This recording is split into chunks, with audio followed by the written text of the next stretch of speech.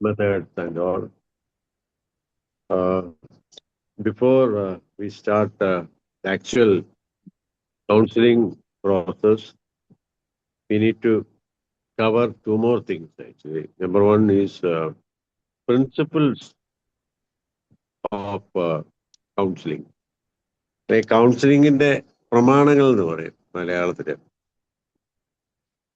കൗൺസിലിങ്ങിന്റെ പ്രമാണങ്ങൾ, പ്രിൻസിപ്പിൾസ്. അപ്പൊ അത് എന്താണെന്ന് അത് നമ്മൾ മനസ്സിലാക്കിയതിന് ശേഷം വേണം കൗൺസിലറുടെ റെസ്പോൺസിബിലിറ്റീസ്, ഉത്തരവാദിത്തങ്ങൾ എന്താണെന്ന് നമുക്ക് മനസ്സിലാവും. അതിനെക്കുറിച്ചുള്ള അവയർനെസ് നമുക്ക് ആവശ്യമാണ്. അതുകൊണ്ട് അത് നമുക്ക് ചെയ്യാം. ഈ അതിനകത്ത് ഇതുവരെ നമ്മൾ പഠിച്ചതിൽ നിന്ന് മനസ്സിലായ ഒരു കാര്യം, മനുഷ്യബന്ധങ്ങളുടെ വളരെ ആഴത്തിലുള്ള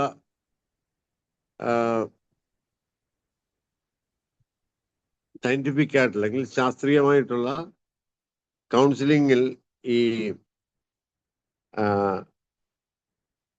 വളരെ ബന്ധങ്ങള് നഷ്ടപ്പെട്ടു പോകാതിരിക്കാൻ നമ്മൾ ശ്രദ്ധിക്കേണ്ട കാര്യങ്ങളാണ്. ഈ നോർമൽ സിറ്റുവേഷനിൽ കൗൺസിലിംഗ് പ്രോസസ്സിനകത്ത് വരാമാകാവുന്ന ചില കാര്യങ്ങൾ, അതിനെക്കുറിച്ച് നമ്മൾ അവെയർ ആയിരിക്കണം, കോൺഷ്യസ് ആയിരിക്കണം, അതിനെക്കുറിച്ച് ബോധവാന്മാരായിരിക്കണം. അപ്പം അതിനുവേണ്ടി നമ്മൾ അതിനെക്കുറിച്ചുള്ള ഒരു 8-10 കാര്യങ്ങളുണ്ട്. അത് ഒത്തിരി ഇൻഡെപ്ത് ആയിട്ട് ഡീറ്റെയിൽ ആയിട്ട് പോയില്ലെങ്കിലും അതിനെക്കുറിച്ചുള്ള അവയർനെസ് എപ്പോഴും നമ്മളെ സഹായിക്കുക. അപ്പൊ അതിനെക്കുറിച്ച് നമുക്ക് ഡിസ്കസ് ചെയ്യാനുണ്ട്. അത്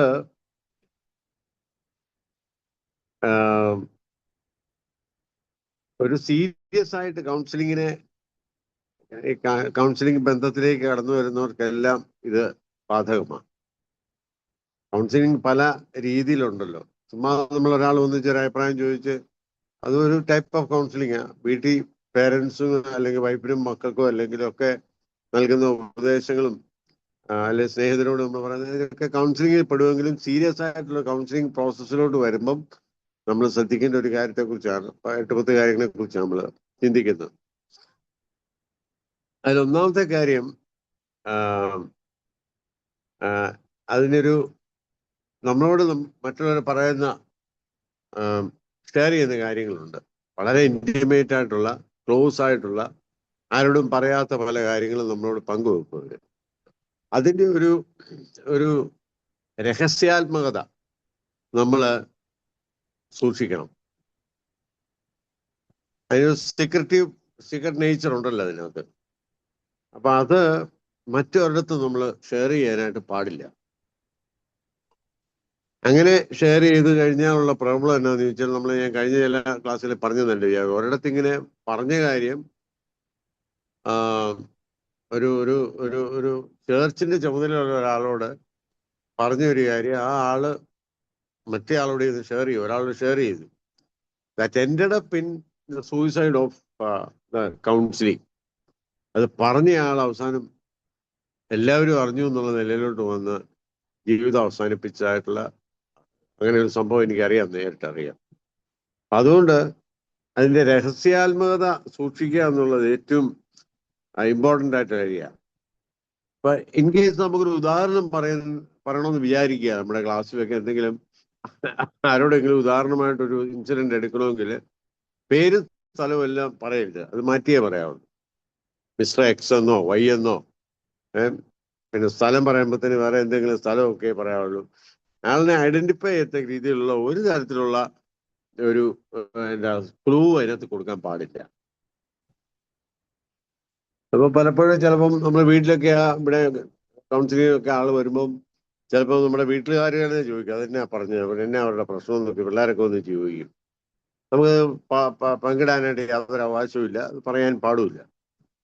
അങ്ങനെ അത് ഒരു നമ്പർ 1 പ്രിൻസിപ്പിളാണ്, ഒരു പ്രമാണമാണ് അതിന്റെ. അത് അടിവരയിട്ട് സൂക്ഷിക്കുക, രഹസ്യാത്മകത സൂക്ഷിക്കുക എന്നുള്ള കാര്യം. Keep the secretive nature of counselling process.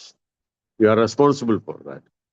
നമ്മൾ വളരെ ഉത്തരവാദിത്തമുള്ള ഒരാളാണ്. ഒരു കാലത്തും അത് പറയാനായിട്ട് പാടില്ല.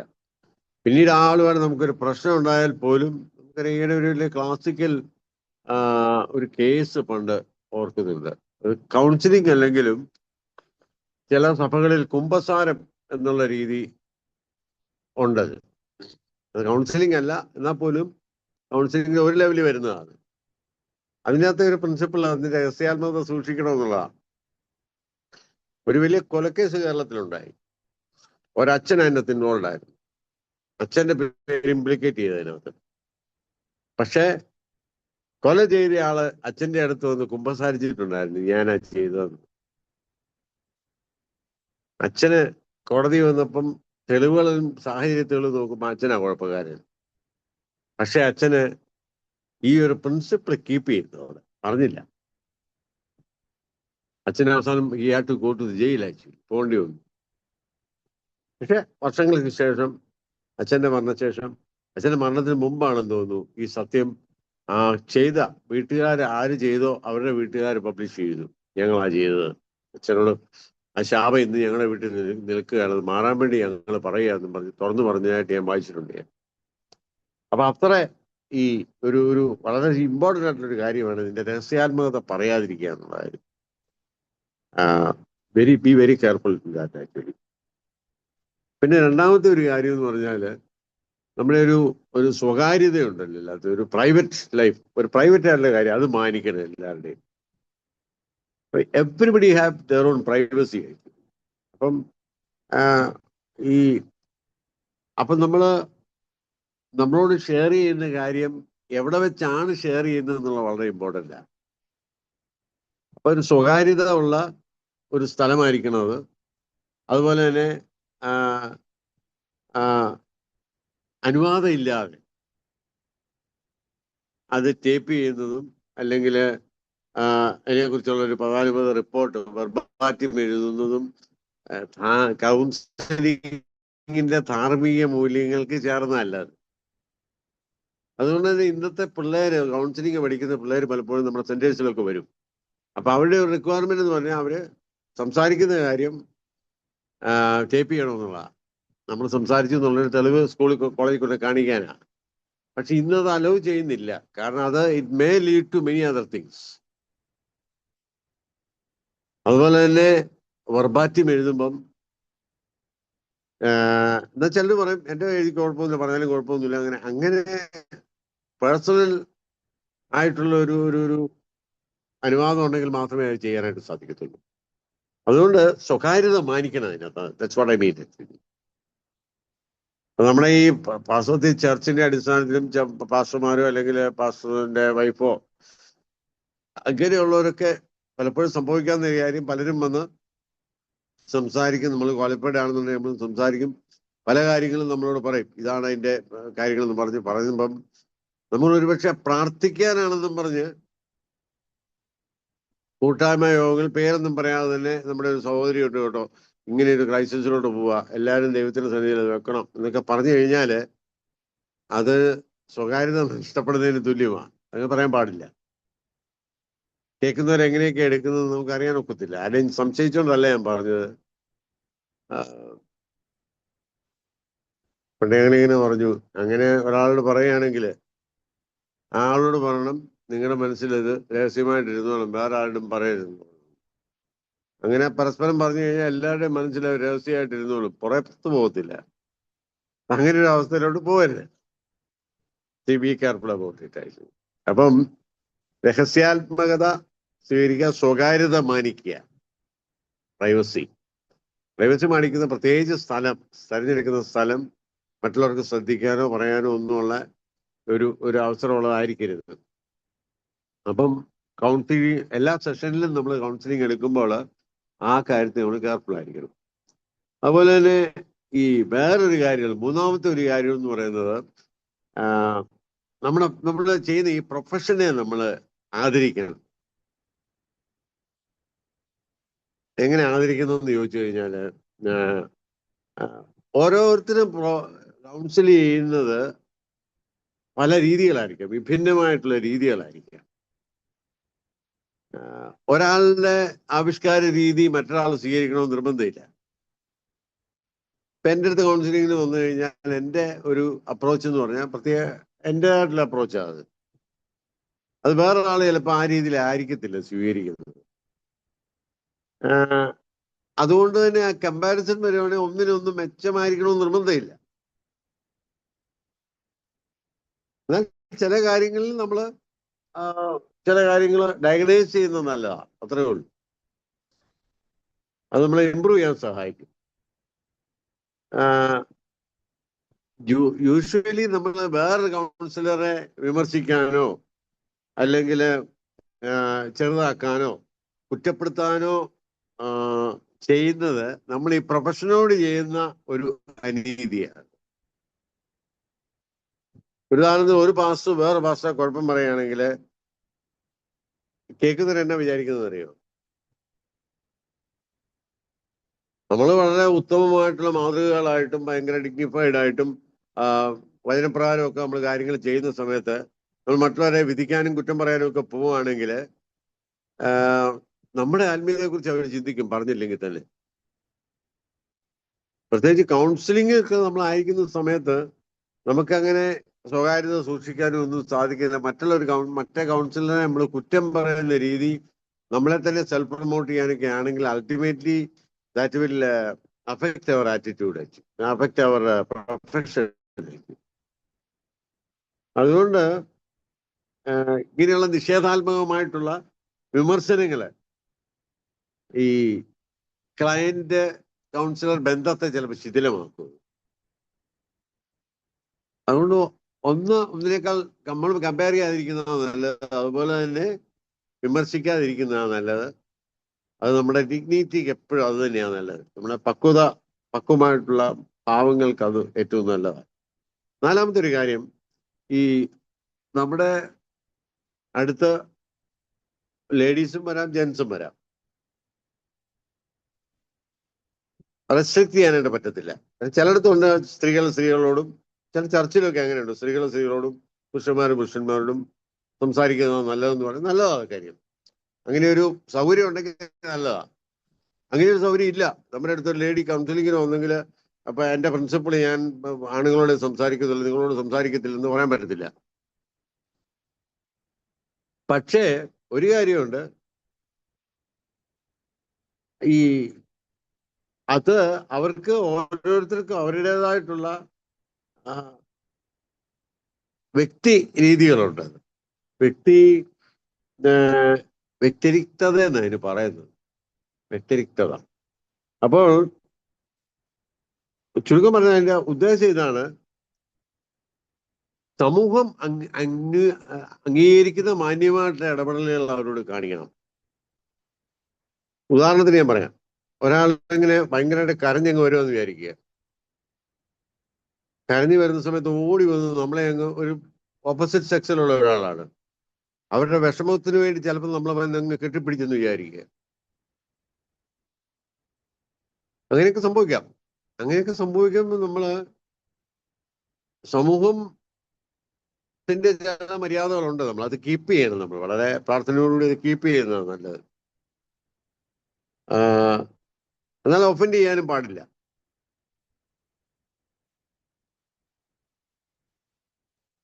അപ്പൊ അതിനുള്ളൊരു പക്വത നമുക്ക് ആവശ്യമുണ്ട്. അതുപോലെ നമ്മള് അഭിവാദനങ്ങൾ ചെയ്യുന്ന രീതി, ചിലര് ഹഗ് ചെയ്താണ്. നമ്മളിപ്പോ ഞങ്ങളൊക്കെ നോർത്ത് ഇന്ത്യയിലായിരുന്നു, പൂനാലും അങ്ങനെയുള്ള സ്ഥലത്തൊക്കെ മിഷണറീസ് ആയിരുന്നു. ഇപ്പൊ സെമിനാരി പഠിച്ച സ്ഥലത്തൊക്കെ അവിടെ ഹഗ് ചെയ്യുക എന്ന് പറഞ്ഞാൽ ഹഗ് ചെയ്താണ് ആലിംഗനം ചെയ്യും. പുരുഷന്മാരും സ്ത്രീകളും ഒക്കെ അങ്ങനെയാണ്. അങ്ങനെ ഒരു രീതിയുണ്ട് അവിടെ. അവർക്കത് വലിയ ദാറ്റ് ഡസൻറ്റ് മേക്ക് മച്ച് ഡിഫറൻസും അങ്ങനെ ഒരു തെറ്റായിട്ടുള്ള രീതിയിലല്ല താനും. പക്ഷെ നമ്മുടെ നാട്ടിലെ രീതി അനുസരിച്ച് അത് നമ്മൾ കെയർഫുൾ ആയില്ലെന്നെങ്കിൽ ആൾക്കാർ ചുമ്മാ ഇല്ലാത്ത കഥകൾ ചുമ്മാ പറഞ്ഞുണ്ടാകും. അത് അതുകൊണ്ട് ആൾക്കാരെ പ്ലീസ് ചെയ്യുക എന്നുള്ളതല്ല ഞാൻ ഉദ്ദേശിച്ചത്. പക്ഷെ കെയർഫുൾ ആയിരിക്കും നല്ലതാണ്. അതൊരു സജഷൻ പറഞ്ഞെന്ന് മാത്രമേ ഉള്ളൂ. പ്രത്യേകിച്ച് ഓപ്പോസിറ്റ് സെക്സുമായിട്ടുള്ള ബന്ധത്തിൽ അത് പറഞ്ഞ് സൂക്ഷിച്ചില്ലെങ്കിൽ എനിക്ക് അറിയാവുന്ന ഒരു അച്ഛനുണ്ട്, വളരെ വെരി വെരി നൈസ് പേഴ്സൺ, നല്ല ഇതാണ്. അച്ഛൻ ആരോടോ ഇതുപോലെ ഒരു തമാശ പറഞ്ഞു തന്നു, ചിരിച്ചതേ ഉള്ളൂ. പിറ്റേ ദിവസം പള്ളിയിൽ ചെന്നപ്പോൾ അച്ഛനെതിരായിട്ട് പറയും ഭയങ്കര കംപ്ലൈന്റ്. അവർ പറയുന്ന ഭാഷ ഞാൻ പറയണ്ടെന്ന്, അച്ഛൻ ഭയങ്കര പഞ്ചാരയാണ്. എന്ത് ഡാമേജിങ് എന്ന് നോക്കിയാ പറഞ്ഞയാള് നാട്ടിൽ അങ്ങനെ പറഞ്ഞു കിടക്കുക. അങ്ങനെ അപ്പൊ അച്ഛനെ എല്ലായിടത്തും എന്ന് പറയാൻ പറ്റുമോ ഞാൻ അങ്ങനെയൊന്നും അല്ല കേട്ടോ എന്ന് പറയാൻ പറ്റുമോ? ഡാമേജ് ചെയ്യും നമ്മുടെ. അതുകൊണ്ട് നമ്മുടെ അങ്ങനെയുള്ള ആൾക്കാരുള്ള ഒരു സമൂഹത്തിനാണ് നമ്മൾ ജീവിക്കുന്നത്. അത് അവരുടെ പ്രശ്നമാണ്. എന്നോട് പറഞ്ഞ ആളോട് ഞാൻ പറഞ്ഞു, ഇതുപോലെ മാനസിക പ്രശ്നമുള്ളവരൊക്കെയാണല്ലോ, മാനസിക വിഭ്രാന്തി ഉള്ളവരൊക്കെയാണല്ലോ നമ്മുടെ സമൂഹത്തിലും പള്ളിയിലും ഒക്കെ വരുന്നതെന്ന് ഞാൻ ചോദിച്ചു. കാരണം അത് കൺഫ്രണ്ട് ചെയ്ത് ഞാൻ പറഞ്ഞു ഒരിക്കലും അവരെ അപ്രിഷ്യേറ്റ് തെറ്റാ ഞാൻ പറഞ്ഞത്. പക്ഷെ നമ്മൾ കെയർഫുൾ ആയിരിക്കണമെന്ന് ഞാൻ പറഞ്ഞത്. സ്പർശനോ അല്ലെങ്കിൽ ചില സമയത്ത് ഒരു സ്പർശനം വളരെ ഒരു 10 വാക്ക് പറയുന്നതിലും നല്ലതാ. ഒരു പാറ്റിങ് സാരയില്ല കൂടെ, സാരയില്ല, നമുക്ക് പരിഹാരം ഉണ്ടാകാം. അത് വലിയ ആശ്വാസമാണ്. പലരും അത് പറഞ്ഞിട്ടുണ്ട്. അയ്യോ, അപ്പൊ ഞാൻ പറഞ്ഞത് വളരെ കെയർഫുൾ ആയിരിക്കണമെന്ന് മാത്രമേ ഞാൻ പറയുന്നുള്ളൂ. ആൺപെൺ വ്യത്യാസം നമ്മൾ കെയർഫുൾ ആയിരിക്കണം. സമൂഹത്തെ നമ്മൾ ശ്രദ്ധിക്കണം. നമ്മുടെ മിനിസ്ട്രിയെ ബാധിക്കാനായിട്ട് ഒരിക്കലും ഇടവരരുത്. അതുപോലെ അഞ്ചാമത്തെ ഒരു കാര്യം എന്ന് പറഞ്ഞു കഴിഞ്ഞാൽ നമ്മള് പിന്നെ പ്രശ്നമുള്ളവരെ നമ്മുടെ അടുത്ത് വരത്തക്ക രീതിയിലുള്ള പിന്നെ ഇപ്പൊ ചർച്ചിൽ പറഞ്ഞ ഒരു ചർച്ചിൽ പോകുന്നവരെ വേറെ ചർച്ചിൽ അട്രാക്ട് ചെയ്ത് കൊണ്ടുപോകുക ആടുമോഷണം എന്ന് പറയും സാധാരണ നമ്മുടെ ഈ നാട് ഭാഷയില് ആടുകളെ മോഷ്ടിക്കുക. അപ്പം അത് ഒരിക്കലും ശരിയായിട്ടുള്ള ഒരു രീതിയല്ല. It's not right at all. അതുപോലെ തന്നെ ഇവിടെ പറയുന്നത് ചാക്കിട്ട് പിടുത്തം എന്ന് നമ്മുടെ നാട്ടിൽ പറയും. അവിടെ പോയാൽ നമ്മുടെ ചാക്കിട്ട് പിടിച്ച് നമ്മൾ ഇവിടെ കൊണ്ടുവരിക. അതും നമ്മുടെ ഒരു പിന്നെ എന്താ, മറ്റൊരാളിൽ നിന്ന് സഹായം സ്വീകരിച്ചുകൊണ്ടിരിക്കുന്ന ഒരു വ്യക്തിയെ അല്ലെ ഒരു കൗൺസിലറിനെ വേറൊരു ക്ലയന്റിനെ നമ്മള് പിന്നെ അട്രാക്ട് ചെയ്ത് നമ്മുടേതാക്കി മാറ്റുക. അത് ഒരു പ്രൊഫഷണൽ എത്തിക്സിന് ചേർന്നതല്ല. അത് പുതിയ ഒരാൾക്ക് ഒരാളുടെ കൗൺസിലിംഗ് പറ്റില്ല എങ്കിൽ പിന്നെ അതിനകത്തൊരു ട്രാൻസ്പെറൻസി ആവശ്യമുണ്ട്. അവരുടെ സമ്മതത്തോടുകൂടിയും ഒരുപക്ഷെ ആ മറ്റേ കൗൺസിലറിന്റെ അറിവോടുകൂടിയും ഞാൻ അത് പോവാണ്, ആളുടെ അടുത്ത് പോവാണ്. അല്ലാതെ നമ്മൾ അതിനൊരു എഫേർട്ട് എടുത്ത് നമ്മുടെ അടുത്ത് അട്രാക്ട് ചെയ്യത്തക്ക രീതിയിൽ ഒരു കാര്യം ചെയ്യാനായിട്ട് പാടില്ല. അതുപോലെ തന്നെ നമുക്ക് പിന്നെ മറ്റുള്ളവരെ നമ്മുടെ അടുത്ത് വരാൻ വേണ്ടി മറ്റുള്ളവരെ കുറ്റം പറയുന്നു, ആ കൗൺസിലർ ശരിയല്ല, അങ്ങനെ എന്നൊക്കെ പറയുന്നത് ഒരിക്കലും നമുക്ക് ഈ പ്രൊഫഷനോട് കാണിക്കുന്ന ഒരു നീതിയല്ല. It's not right. നമ്മുടെ വ്യക്തിത്വത്തെ മറ്റുള്ളവർ അത് വെച്ച് അളക്കാനുള്ള സാധ്യത കൂടുതലാണ്. പിന്നെ മറ്റൊരു കാര്യം എന്ന് പറയുന്നത്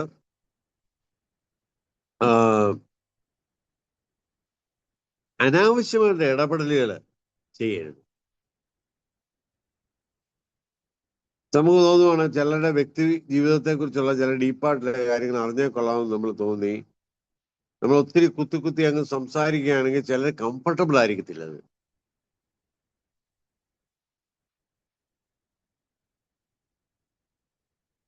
കൗൺസിലിങ്ങിന് ക്ലാസ്സിലൊക്കെ അസസ്മെന്റ് നടത്തുമ്പോഴത്തേന് വന്നിട്ടുള്ള ചില കമന്റ്സ് ഞാൻ പറയാം. ചില ഏത് കാര്യങ്ങളും കൗൺസിലിംഗ് മറവില്ലാതെ ഡിസ്കസ് ചെയ്യാനുള്ള ഒരു വേദിയാണ് കൗൺസിലിംഗ് എന്ന് പറയുന്നത്. ചില പ്രത്യേക കാര്യങ്ങൾ എങ്ങനെയാണെന്ന് അറിയാൻ വേണ്ടി അതിനെപ്പറ്റിയുള്ള ചോദ്യങ്ങൾ കൂടുതൽ ചോദിച്ചുകൊണ്ടിരിക്കും. അവര് പറയുന്നതനുസരിച്ച് അങ്ങനെ അറിഞ്ഞാൽ മാത്രമേ അവരുടെ പ്രശ്നം മനസ്സിലാകത്തുള്ളൂ എന്നുള്ള രീതിയിലാണ് പറയുന്നത്. അത് വളരെ ചിലര് തുറന്ന് പറയും, പറഞ്ഞാൽ കേൾക്കണം. അല്ലാതെ നമ്മൾ സെൻസിറ്റീവ് ആയിരിക്കണം. ഒരു ഇൻക്വിസിറ്റീവായിട്ട് അനാവശ്യമായ ഇടപെടലുകൾ പാടില്ല അങ്ങനെയുള്ള കാര്യത്തില്. ഒത്തിരി കാര്യങ്ങൾ തുറന്നു പറയാൻ നമ്മൾ നിർബന്ധിക്കരുത്. പ്രശ്നപരിഹാരത്തിന് ചിന്താപേക്ഷിതമാണെന്ന് നമുക്ക് തോന്നിയാൽ പോലും ആ വ്യക്തിയെ വിഷമിപ്പിക്കാത്ത വിധത്തില് വേണം ഈ അറിവ് നമ്മൾ എടുക്കുവാനായിട്ട്. അതൊരാർത്താണ്. സെൻസിറ്റീവ് ആയിരിക്കും. Be very sensitive about it. ഞാൻ കൗൺസിലർ എന്നോടൊന്നും തുറന്നു പറഞ്ഞില്ലെങ്കിൽ പിന്നെ എന്തിനാ ഇങ്ങോട്ട് വന്നത് എന്നൊക്കെ ചോദിച്ചു കഴിഞ്ഞ് അങ്ങനെയൊന്നും പറയാൻ പാടില്ല. അവരുടെ സ്വകാര്യതയെ അവരുടെ വ്യക്തിത്വത്തെയൊക്കെ മാനിച്ചുകൊണ്ട് വളരെ ഇൻഡയറക്റ്റ് ആയിട്ട് ചോദിക്കാനൊക്കെ പറ്റത്തുള്ളൂ. അത് ട്രെയിൻഡ് ആയിരിക്കണം നമ്മൾ അങ്ങനെ. അല്ല നമ്മുടെ ചില അസസ്മെന്റ് വെച്ചുകൊണ്ട് നമ്മൾ ചാടിക്കറി ഓരോ കാര്യങ്ങൾ ചോദിച്ചു കഴിഞ്ഞാൽ അത് അനാവശ്യമായിട്ട് ഇടപെടലായിട്ട് മാറും. പിന്നീട് നമ്മളുമായിട്ട് ബന്ധത്തിൽ അത് അകൽച്ച വരാനുള്ള സാധ്യതയുണ്ട്. ആ പുള്ളിക്കാരനെ ഇത് ഇത്ര അറിഞ്ഞിട്ട് ഇത്ര വലിയ അത്യാവശ്യം ഇങ്ങനെയുള്ള കാര്യങ്ങൾ പുള്ളിക്കാരന് വലിയ ഇൻട്രസ്റ്റ് ആണെന്ന് തോന്നുന്നല്ലോ എന്നൊക്കെ ചിന്തിക്കും ചിലപ്പോൾ. അതുപോലെ തന്നെ നമ്മൾ പറഞ്ഞ ഒരു കാര്യം പറഞ്ഞല്ലോ, നമ്മുടെ സ്വകാര്യതയെ കുറിച്ച് പറഞ്ഞ കാര്യം തന്നെയാണ്. ഈ പറ്റിയ സാഹചര്യം ആവശ്യമാണ്, പറ്റിയ സ്ഥലം ആവശ്യമാണ്. അത് കൗൺസിലിംഗിൽ ഏറ്റവും ഇമ്പോർട്ടൻ്റ് ആയിട്ടുള്ള, ഞാൻ പറഞ്ഞ ഒരു ഒരു പാവനവും പക്വവുമായിട്ടുള്ള ഒരു ഇടപെടലിന് അത് നമുക്ക് വളരെ അത്യാവശ്യമാണ്. ഒരു പവിത്രത അതിന് ആവശ്യമാണ്. സാധാരണ ഞാൻ കണ്ടിട്ടുണ്ട് പലപ്പോഴും റൂം സെറ്റിംഗ് വളരെ ഇമ്പോർട്ടൻ്റ് ആണ്.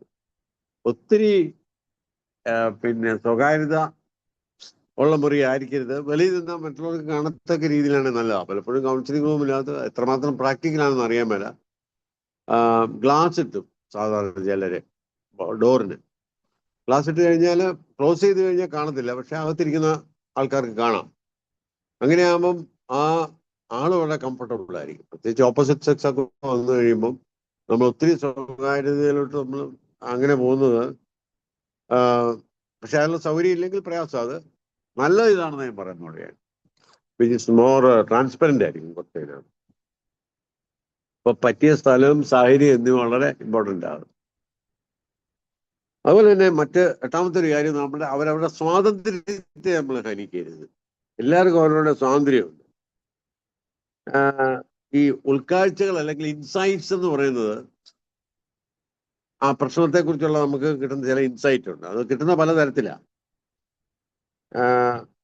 അത് ഒരു വ്യക്തിയുടെ സ്വാതന്ത്ര്യത്തിന് നിരക്കാത്തതാകരുത്. ഈ കൗൺസിലിങ്ങിന്റെ മൂല്യങ്ങള് ഒരു വ്യക്തിയിലേക്ക് കുത്തിവെക്കുന്നതോ അല്ലെങ്കിൽ ജീവിത വിശ്വാസം സംബന്ധിച്ച കാര്യങ്ങളോ ജീവിത വീക്ഷണങ്ങളോ അടിച്ചേൽപ്പിക്കാൻ പാടില്ല. അതായിരുന്നു ഉദ്ദേശം. ഉദാഹരണത്തിന് നമുക്കറിയാം, സുവിശേഷം പറയാൻ വേണ്ടിയാണ് പലപ്പോഴും കൗൺസിലിങ്ങിന്റെ ഏക ഉത്തരം കർത്താവാണ് എന്നുള്ള കാര്യം നമുക്കറിയാം. പക്ഷെ ഒരു ഹൈന്ദവരായിട്ട് ഒരാൾ വന്നു കഴിയുമ്പോൾ അല്ലെങ്കിൽ വിശ്വാസം ഇല്ലാത്ത ഒരാൾ വന്നു കഴിയുമ്പോൾ വിശ്വസിച്ചാലേ നിന്റെ പ്രശ്നം മാറത്തുള്ളൂ, യേശുക്രിസ്തുവിലെ രക്ഷകനും കർത്താവുമായിട്ട് സ്വീകരിക്കണം, നിന്റെ ജീവിതത്തിൽ ചേഞ്ച് വന്നു, അതാണ് അതിന്റെ പരിഹാരം, അതായിരിക്കും അതിന്റെ പരിഹാരം. പക്ഷെ നമ്മൾ അടിച്ചേൽപ്പിക്കുന്ന രീതിയിൽ പറയാനായിട്ട് പാടില്ല. ഞാൻ പല അനുഭവങ്ങളും എനിക്ക് അങ്ങനെ ഉണ്ട്. എനിക്ക് ഒരു കാര്യം, വർഷങ്ങൾക്ക് മുമ്പ് വളരെ ദൂരെ നിന്ന് ഒരാൾ വന്നു വണ്ടി ഓടിച്ചു 4-5 മണിക്കൂർ വണ്ടി ഓടിച്ചുകൊണ്ട് പോകുന്നു. എൻ്റെ അടുത്ത് വന്നു. ഒരു സന്ധ്യാസമയത്താണ് വരുന്നത്. ഒരു 4-4:30 കാണും. പുള്ളിക്ക് തിരിച്ചു പോകാൻ പറ്റത്തില്ല, എനിക്കറിയാം. പുള്ളി ഒരു വലിയ ഡോക്ടറാണ്. പുള്ളി വളരെ മാനസികമായിട്ട് പ്രയാസപ്പെട്ടാ വന്നു പുള്ളി. ഞാൻ ചോദിച്ചു എങ്ങനെ ഇവിടെ വന്നത്? അത് അവരുടെ ചർച്ചിലുള്ള ആരോ ഒരാൾ പറഞ്ഞു, ഇങ്ങനെ ഒരാൾ അവിടെ കോട്ടയത്തുണ്ട് എന്ന് പറഞ്ഞു. അങ്ങനെ വന്നതാണ്. ചെറുപ്പക്കാരനാ. ഞാൻ ചായ കൊടുത്ത് ഇരിക്കാൻ പറഞ്ഞു, റെസ്റ്റ് എടുക്കണമെന്ന്, ഒത്തിരി റെസ്റ്റ് എടുക്കാനൊക്കെ പറഞ്ഞു. വളരെ വർക്ക്ഡപ്പായ പുള്ളി വരുന്നത്. ശാന്തമായിട്ട് നമ്മളോട് സംസാരിച്ച സമയത്ത് പുള്ളിക്കാരന് ഭയങ്കര ഓപ്പണായിട്ടാണ് വന്നിരിക്കുന്നത്. അപ്പൊ ആ പുള്ളിയോട് സൈക്കോളജിക്കൽ ഇൻസൈറ്റ്സ് ഒന്നും പറയേണ്ട ആവശ്യം ഇല്ല. ഡോക്ടറാ, പുള്ളിക്ക് അറിയാം. ഞാനിന്നും വിചാരിക്കുന്നു എനിക്കൊരു വലിയ നടത്തിപ്പ് ആ സമയത്തുണ്ടായി. അദ്ദേഹത്തോട് സുവിശേഷം പറയാനാ ദൈവം ഉദ്ദേശിക്കുന്നത്. അന്ന് ഞാൻ അദ്ദേഹത്തോട് പ്ലെയിനായിട്ട് സുവിശേഷം പറഞ്ഞു. അദ്ദേഹം ഞങ്ങളുടെ മുറിയിലെ വീണ്ടും എൻ്റെ കൗൺസിലിംഗ് റൂമിൽ ഇരുന്ന് മുട്ടുകുത്തി രക്ഷയുടെ അനുഭവത്തിലേക്ക് വന്നു. ഞാൻ ഓർക്കുന്നു. അങ്ങനെ പക്ഷെ ഒരിക്കലും അത് ദൈവാത്മാവിന്റെ പ്രവർത്തനം അത് ഈ സമയത്ത് പറയണമെന്ന് തോന്നിയാൽ മാത്രമേ നമ്മൾ പറയാവുള്ളൂ.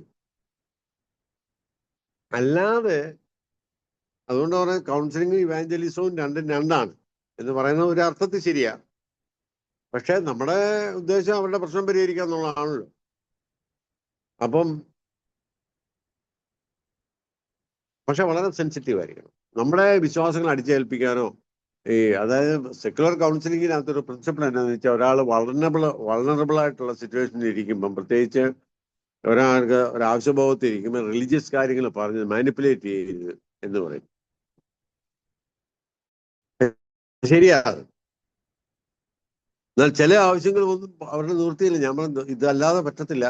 നമ്മുടെ ജീവിതത്തിൽ ദൈവം പ്രവർത്തിക്കണമെങ്കിൽ ദൈവത്തിന്റെ കുടുംബത്തിൽ അംഗമായിട്ട് ജനിക്കണം, അതിനുള്ള മാർഗം ഇതാണ് എന്നൊക്കെ ചിലപ്പോൾ പറയേണ്ടി വരും. പറയേണ്ടി വരുന്നിടത്ത് പറയണം, പക്ഷെ ആദ്യമേ പറയാൻ പാടില്ല. കാരണം വിശ്വാസം അടിച്ചേൽപ്പിക്കുക എന്നുള്ളതല്ല കൗൺസിലിംഗ് എന്ന് പറയുന്നത്. അതുപോലെ നമ്മുടെ ജീവിത വീക്ഷണത്തെക്കുറിച്ച്, നമ്മുടെ ജീവിതത്തിലെ കാഴ്ചപ്പാടായിരിക്കില്ല വേറൊരാളുടെ കാഴ്ചപ്പാട്.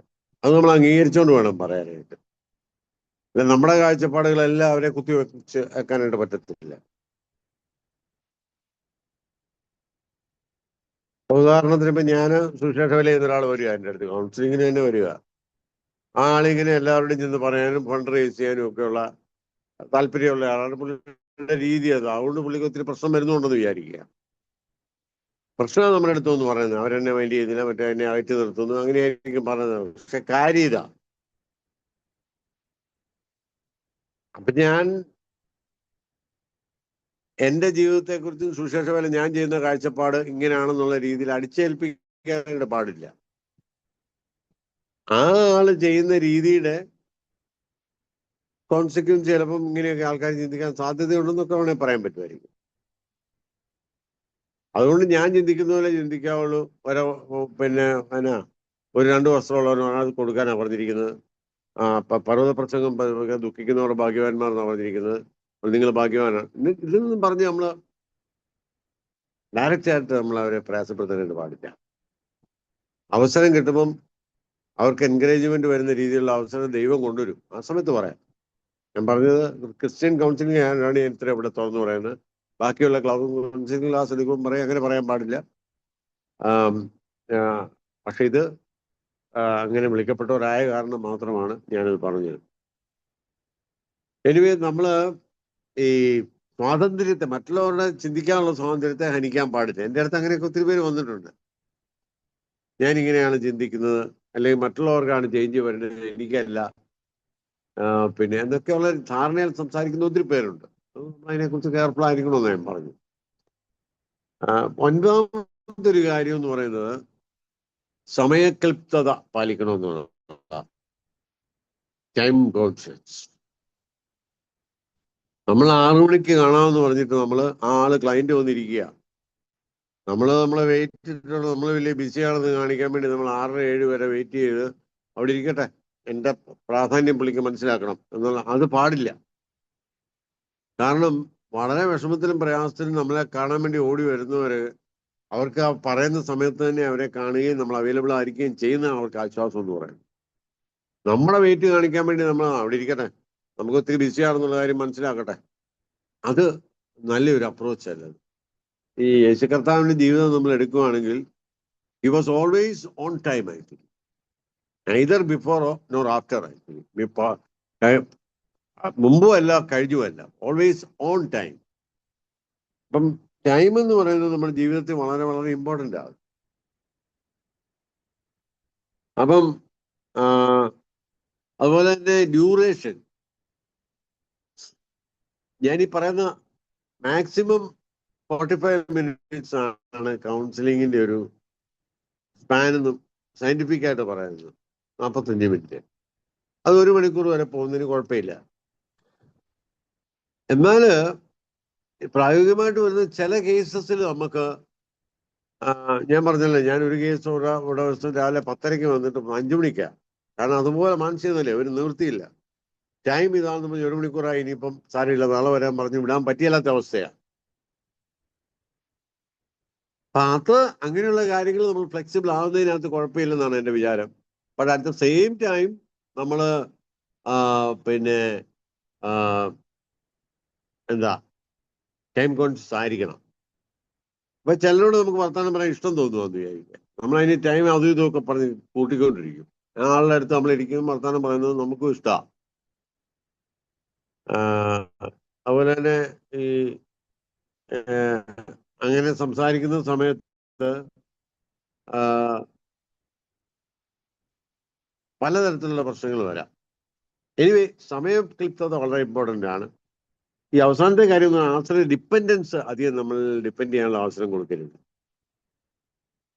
പിന്നെ കൗണ്ടർ ട്രാൻസ്ഫറൻസ് എന്ന് പറഞ്ഞൊരു കാര്യമുണ്ട്.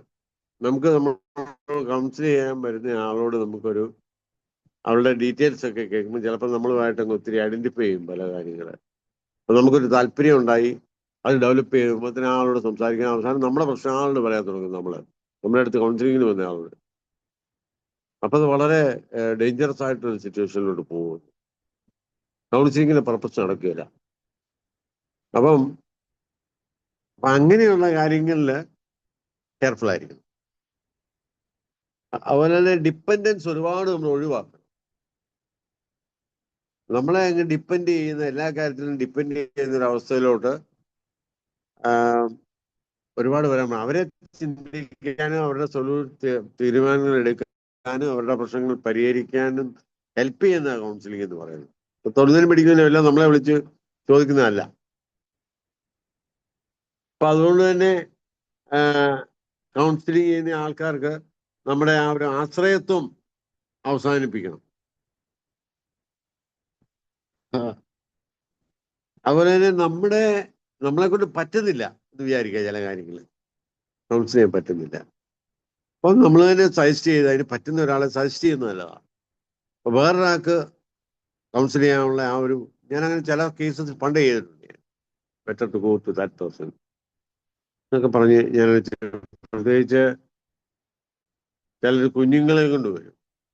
അപ്പൊ കുഞ്ഞുങ്ങളെ കൊണ്ട് വരുമ്പോൾ എനിക്ക് അവരുടെ മുതിർന്നവരുടെ കാര്യം, കുഞ്ഞുങ്ങളുടെ കാര്യം കൈകാര്യം ചെയ്യാൻ പറ്റും, പക്ഷെ അതിന് സ്പെഷ്യലൈസ് ചെയ്തവരുണ്ട്. ഞാൻ പറയും ഇന്ന ആളുടെ അടുത്ത് പോയാൽ മതി, ഞാൻ പറഞ്ഞെന്ന് പറഞ്ഞാൽ മതി. അപ്പം അങ്ങനെയൊക്കെ പിന്നെ സജസ്റ്റ് ചെയ്യാറുണ്ട് പലപ്പോഴും.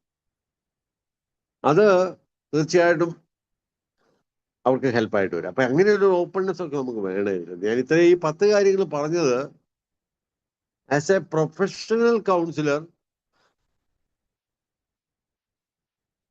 നമ്മുടെ ആ ഒരു ഡിഗ്നിറ്റി അല്ലെങ്കിൽ നമ്മുടെ കൗൺസിലറിനുള്ള ആ നിലവാരം കീപ്പ് ചെയ്യാൻ നമ്മളെ സഹായിക്കുന്ന കാര്യങ്ങളാണ്.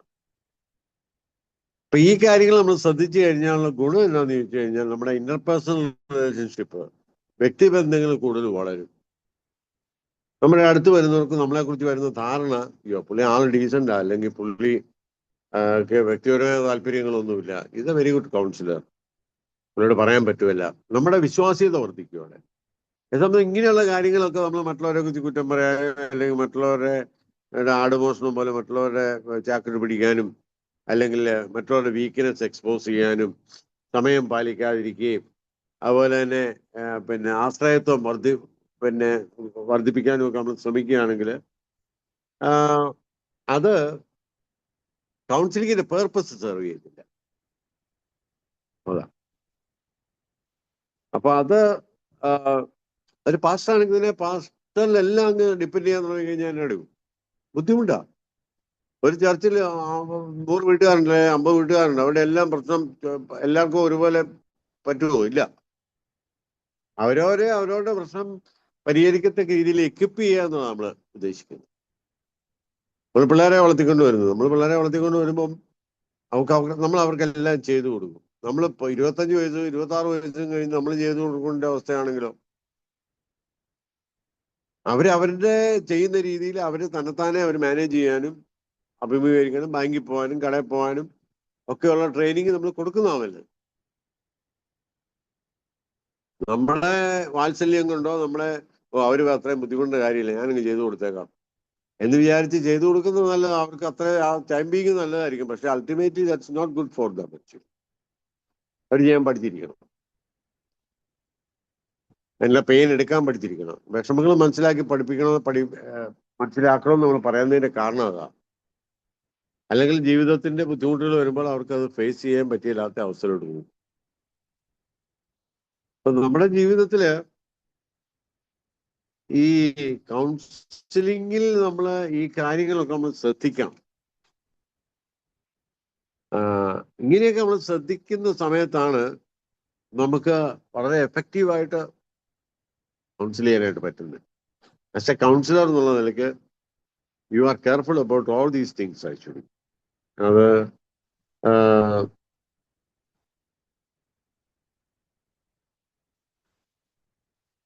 അപ്പൊ അതുമായിട്ട് ചേർന്ന് പോകുന്ന കാര്യമാണ് ഈ കൗൺസിലറുടെ വ്യക്തിത്വം എന്ന് പറയുന്നത്.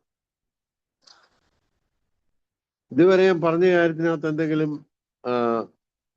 പിന്നെ ചോദിക്കാനുണ്ടോ?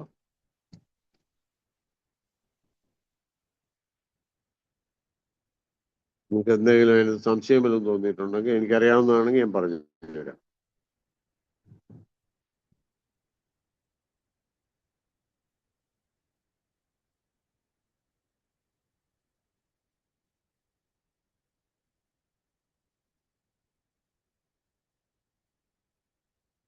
നമ്മൾ കഴിഞ്ഞ ദിവസം പറഞ്ഞ ചില കാര്യങ്ങളിൽ നമുക്കറിയാം, ഈ ഒരു വാംത്ത് വേണമെന്നുള്ള കാര്യം നമ്മൾ പറഞ്ഞായിരുന്നു. എമ്പതി, മറ്റുള്ളവരെ മനസ്സിലാക്കാനുള്ളൊരു കഴിവ്, അത് നമ്മുടെ ജീവിതത്തിൽ, അതായത് ഈ എന്താ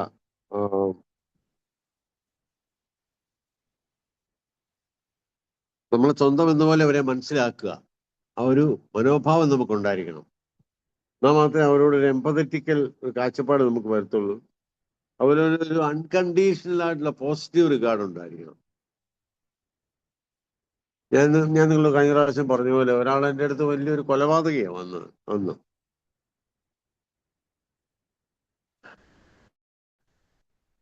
ഞാനിന്ന് ഒരു ഡിസ്കഷനിൽ എവിടെയോ പോയപ്പം പൊളിറ്റിക്സിലുള്ള ഒരു വ്യക്തിയെക്കുറിച്ച് ഒരു ചർച്ച വന്നു. അപ്പൊ ആള് ഭയങ്കര മോശമാണ്, ആളെ ഇതിനകത്ത് അടുപ്പിക്കാനേ പറ്റത്തില്ലെന്ന്. ഞാൻ പറഞ്ഞു അങ്ങനെ പറയാൻ പാടില്ല, ഒരാളെ റൈറ്റ് ഓഫ് ചെയ്യാനായിട്ട് പറ്റത്തില്ല. അത് ഏത് പാർട്ടിപ്പെട്ട ആരാണേലും ആ വ്യക്തിയെ റൈറ്റ് ഓഫ് ചെയ്യുന്നത് ശരിയല്ല എന്ന് ഞാൻ പറഞ്ഞു. എല്ലാവർക്കും കുറവുകളും കുറ്റങ്ങളും ഉണ്ട്. അപ്പൊ ആ ഒരു മതിപ്പ് നമുക്ക് വേണം. ഒരാളെ നമ്മളങ്ങ് താറടിക്കാനായിട്ടും ഇല്ലായ്മ ചെയ്യാനായിട്ട് ശ്രമിക്കരുത് എന്ന് പറഞ്ഞു. ആളെന്നോട് തർക്കിച്ചു. എന്നിട്ട് അവസാനം എന്നോട് പറഞ്ഞു, നിങ്ങൾ പറയുന്ന ഒരു ക്രിസ്ത്യൻ ആറ്റിറ്റ്യൂഡാണ്. ഞാൻ പറഞ്ഞു അതിനെ ഞാൻ പറഞ്ഞു, ക്രിസ്ത്യൻ ആറ്റിറ്റ്യൂഡ് ഞാൻ പറഞ്ഞു എന്ന് പറഞ്ഞു. അപ്പൊ അത് അത്രയും മനസ്സിലായി പറഞ്ഞപ്പോൾ. അപ്പൊ അതുകൊണ്ടൊരു മതിപ്പ് നമുക്ക് എല്ലാവരോടും ഉണ്ടായിരിക്കും. വലിയ കുഴപ്പം നമുക്കറിയാം. കർത്താവ് ഇടപെട്ട സമയത്ത് ശബരിയാക്കാരത്തി സ്ത്രീയുടെ മുഴുവൻ കാര്യവും കർത്താവിന് അറിയാമായിരുന്നു, ഇല്ലേ? നിനക്ക് 5 ഭർത്താക്കന്മാരുണ്ടെന്നുള്ള കാര്യവും ഇപ്പൊ താമസിക്കുന്ന ഭർത്താവിന്റെ കൂടുതലല്ലെന്നും ഒക്കെ ഈ പുള്ളിക്കാരത്തിന്റെ ലൈഫ് ഹിസ്റ്ററി മുഴുവൻ അറിയാം. പക്ഷെ കർത്താവ് എങ്ങനെയാ അവരോട് ഇടപെട്ടെ? വളരെ ബഹുമാനത്തോടു കൂടിയാണ് സ്ത്രീകളോട് സംസാരിക്കുന്നത്. സ്ത്രീകളെന്ന് പറഞ്ഞ സ്ത്രീകളായിട്ട് ജനിക്കുന്നത് തന്നെ ശാപമാണെന്ന് വിശ്വസിക്കുന്ന ആൾക്കാരായിരുന്നു യഹൂദന്മാര്. അപ്പൊ അങ്ങനെയുള്ള ഒരു സാഹചര്യത്തിൽ സ്ത്രീകൾക്ക് വളരെ ബഹുമാനം കൊടുക്കുകയും അവരെ അംഗീകരിക്കുകയും ചെയ്യുന്ന ഒരാളായിരുന്നു കർത്താവ്. പബ്ലിക്കിന്റെ അവിടെ ഈ സ്ത്രീയോട് വർത്താനം പറഞ്ഞു കഴിഞ്ഞാൽ ഞാനും കുഴപ്പക്കാരനാണെന്ന് വിചാരിക്കും എന്നുള്ള റിസ്ക് എടുത്തുകൊണ്ട് തന്നെ കർത്താവ് ആ സ്ത്രീയോട് സംസാരിച്ചു അവിടെ നിന്നത്. അപ്പം ഈ ആദരവെന്ന് പറയുന്നത് അൺകണ്ടീഷനില്ല. ആ ആൾ എങ്ങനെ ആയിക്കോട്ടെ നമ്മുടെ അടുത്ത് വരുന്നത്, ആ ആളോട് നമ്മൾ ഒരു ആദരവ് കാണിച്ച് ഇടപെടാവുള്ളൂ. എമ്പതി, അവന് ആദരവ്, അതുപോലെ തന്നെ കോൺഗ്രുവൻസ് എന്നൊരു വാക്കുണ്ട്, ആത്മാർത്ഥത, സിൻസിയറിറ്റി. നമ്മള് ഒരിക്കലും ഒരു പൊയ്മുഖങ്ങൾ കാണിച്ച് സംസാരിക്കുകയാണ് അവിടെ ചെയ്യരുത്. ഈ നാച്ചുറല്. കഴിഞ്ഞ ദിവസം ഞാൻ നേരത്തെ കൗൺസിൽ ചെയ്ത ഒരാളെ ഞാൻ വഴിക്ക് വെച്ച് കണ്ടു. എനിക്ക് ആദ്യമേ മനസ്സിലായത് അദ്ദേഹത്തിന്റെ അടുത്ത് വന്നു വലിയൊരു പ്രശ്നമായിട്ടൊന്ന് വന്നതാണ്. മാൻ ഹാൻഡിലിങ്ങും അബ്യൂസും ഒക്കെ ആയിട്ട് വന്നതാണ്. എക്സ്ട്രീംലി റിച്ച് ആയിട്ടുള്ള ഒരാളാണ്. പുള്ളിയിട്ട് ഒരു കാഷ്വലായിട്ട് ഞങ്ങൾ സംസാരിച്ചു ചില സമയം. സംസാരിച്ച സമയത്ത് ഞാൻ ചോദിച്ചു ഇപ്പൊ എങ്ങനെയുണ്ട് ശേഷമൊക്കെ എന്നാണ് തിരിച്ചോടി ഞാൻ ചോദിച്ചു. ഞാൻ പറഞ്ഞു പ്രശ്നങ്ങളും ഒക്കെ ഉണ്ട്, ക്ഷീണമാ എപ്പോഴും ഞാൻ പറഞ്ഞത് സാരമില്ല, എല്ലാവരുടെയും ജീവിതത്തിലൊക്കെ ഇങ്ങനത്തെ പ്രശ്നങ്ങൾ ഉണ്ടെന്നേ. ഇപ്പൊ ഞാൻ കൗൺസിൽ ചെയ്യുന്ന എന്റെ ജീവിതത്തിലും ഉണ്ട് പല കാര്യങ്ങളും, നിങ്ങൾ പറഞ്ഞ പോലത്തെ കാര്യങ്ങളൊക്കെ ഉണ്ട്. കുറച്ച് പൊട്ടെന്ന് നമ്മൾ വെച്ചേക്കുക. താനും നല്ല സമയം നമ്മൾ കിട്ടുന്നത് നല്ലതായിട്ട് ഉപയോഗിക്കുക, അല്ലാത്ത സമയത്ത് നമ്മൾ കൺഫ്രണ്ടേഷൻ ഒഴിവാക്കുക. ഇങ്ങനെയൊക്കെ നിങ്ങൾ പോയാൽ മതി എന്ന് ഞാൻ പൊതുവെ അങ്ങ് പറഞ്ഞു. അപ്പൊ പൂർത്തി പറഞ്ഞ് എന്നെ കുറിച്ച് ഇച്ചിരി ഞാൻ പറഞ്ഞു പുള്ളിയോട്. അപ്പം നിങ്ങൾ മാത്രം പ്രശ്നമാണെന്ന് വിചാരിക്കരുത്, എല്ലാവർക്കും ഉണ്ട് ഈ പ്രശ്നങ്ങളൊക്കെ. എന്നുള്ള രീതിയിൽ പറഞ്ഞു. ഞാൻ പറഞ്ഞത് നമ്മൾ പറയുന്നതിനത്ര ആത്മാർത്ഥം വേണമെന്ന് ഞാൻ പറഞ്ഞത്. നമ്മൾ അൺറിയലിസ്റ്റിക് ആയിട്ടുള്ള കാര്യങ്ങൾ ഇപ്പൊ ഞാൻ പറയാം, നമ്മളിപ്പം വിശുദ്ധിയെ കുറിച്ച് ഭയങ്കരമായിട്ട് അങ്ങ് പഠിച്ചു.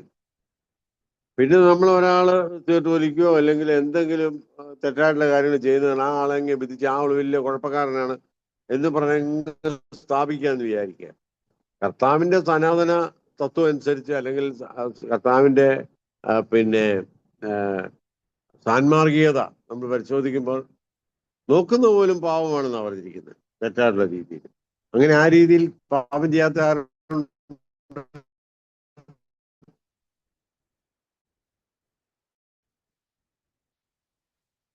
നമുക്ക് നമ്മളെല്ലാം പെർഫെക്റ്റ് ആണ്, ആ ആള് വലിയ കുഴപ്പക്കാരെന്ന്. അങ്ങനെയാണെങ്കിൽ യേശു കർത്താവ് പെർഫെക്റ്റ് ആയിരുന്നു, ഈ സ്ത്രീ വളരെ ഇൻപെർഫെക്റ്റ് ആയിരുന്നു. പാപിനിയായ സ്ത്രീയെ പിടിച്ചു പറഞ്ഞു ആ സ്ത്രീയെ കലർ ചെയ്യണം, അതാണ് എഴുതിയിരിക്കുന്നതെന്നൊക്കെ പറഞ്ഞു വരും. അപ്പം അവിടെ എന്താ പറഞ്ഞു കർത്താവ്? നിങ്ങൾ പാപം ഇല്ലാത്തയാൾ ആദ്യത്തെ കല്ലെറിയാൻ പറഞ്ഞു. അതാ കർത്താവിന്റെ കാഴ്ചപ്പാട്. ഓരോരുത്തരകത്ത് ഇട്ടേച്ച് പോയി. അത് കഴിഞ്ഞ് ആ സ്ത്രീയുടെ അടുത്ത് വന്നു. ആ സ്ത്രീയോട് പറഞ്ഞു, നീ എന്നൊരു കാര്യം, നീ ആ പഴയ പ്രശ്നക്കാരത്തിയാ, നീ പിന്നെ എൻ്റെ അടുത്തൊരു അടുത്ത ഒരാഴ്ച ഞാൻ ഈ സമയത്തൊക്കെ ഇവിടെ വരും, എന്നോടൊന്ന് കൗൺസിലിങ്ങിന് വരണം, സംസാരിക്കാൻ നമുക്ക്.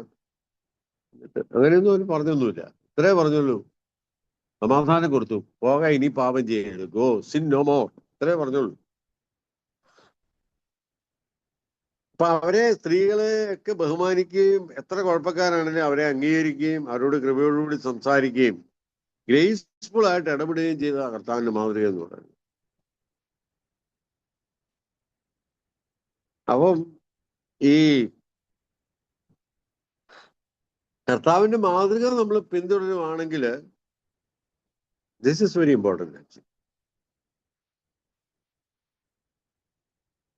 നമ്മള്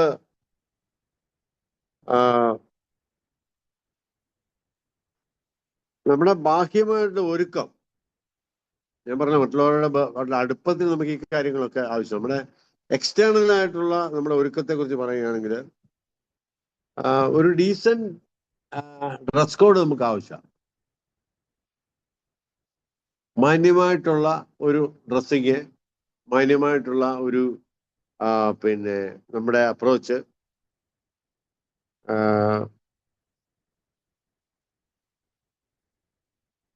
അത് നമുക്ക് ആവശ്യമാണ്. അല്ലാതിരുത്ത മുഷിഞ്ഞ ഡ്രസ്സുകൾ ഇടുക, കീറിയ ഡ്രസ്സുകൾ ഇടുക, വളരെ കാഷ്വൽ ആയിരിക്കുക, അത് വാസ്തവത്തില് നല്ലൊരു മാതൃകയല്ല. ഒരു പ്രസന്റബിൾ ആയിരിക്കണം നമ്മൾ.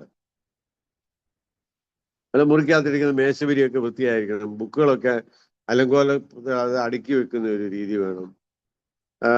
അത് നമ്മുടെ ഭിത്തി, നമ്മളെ കൗൺസിലിരിക്കുന്ന പിന്നെ ഇരിക്കുന്ന മുറിയിലെ നല്ല പിക്ചേഴ്സ് ഒക്കെ ഉണ്ടെങ്കിൽ, അല്ലെങ്കിൽ നല്ല എൻകറേജിങ് ആയിട്ടുള്ള വേഴ്സസ് ഒക്കെ ഉണ്ട് എഴുതി വെക്കുന്നത് നല്ലതാണ്.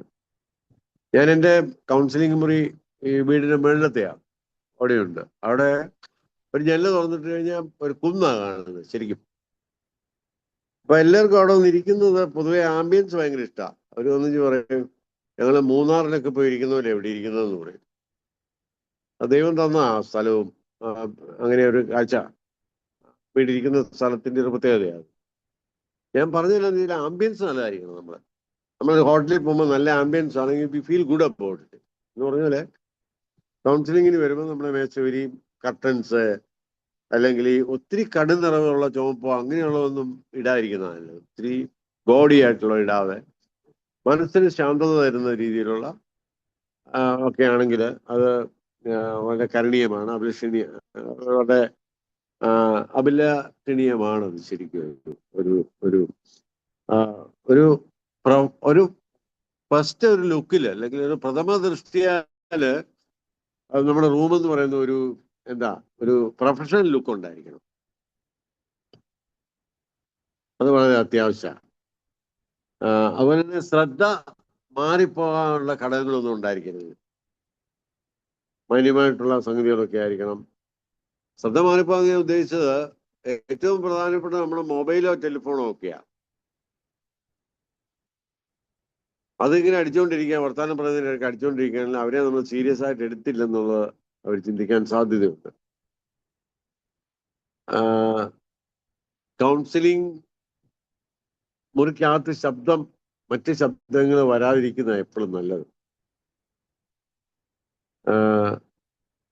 മറ്റുള്ളവരുടെ ഒളിഞ്ഞു നോട്ടത്തിനോ അല്ലെങ്കിൽ അനാവശ്യമായിട്ടുള്ള കടന്നുവരവോ ഒന്നും കൗൺസിലിംഗ് റൂമിൽ ഉണ്ടാകാൻ പാടില്ല.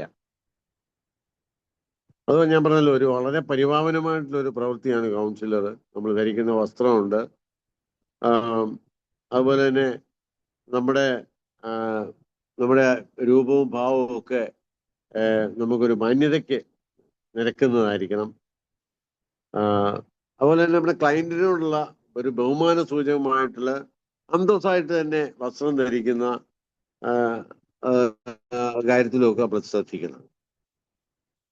ശ്രദ്ധ മാറിപ്പോവാൻ ഇടയായിരുന്നു. അപ്പോൾ ഇത്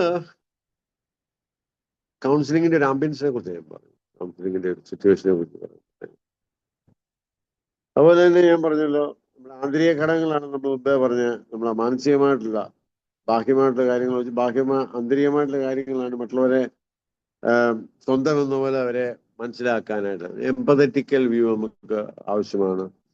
അതുപോലെ തന്നെ വ്യവസ്ഥയില്ലാത്ത മതിപ്പ്, അൺകണ്ടീഷണൽ പോസിറ്റീവ് ആറ്റിറ്റ്യൂഡ് അല്ലെ റിഗാർഡ്. കർത്താവിന് പാപിനിയായ സ്ത്രീയോടും പിന്നെ അതുപോലെ തന്നെ ശമരിയക്കാരത്തെ സ്ത്രീയോടും ഒക്കെ ഉണ്ടായിരുന്ന പോലെ തന്നെ, അതുപോലെ തന്നെ ആത്മാർത്ഥത. ഇത് വളരെ ഇമ്പോർട്ടൻ്റ്, നമ്മുടെ ആന്തരികമായിട്ടുള്ള ഘടകങ്ങളാണ്, വളരെ ഇന്നറായിട്ടുള്ള നമുക്ക് വേണ്ട ക്വാളിറ്റീസാ പറഞ്ഞ കാര്യങ്ങളൊക്കെ. ഞാൻ പറഞ്ഞില്ലേ,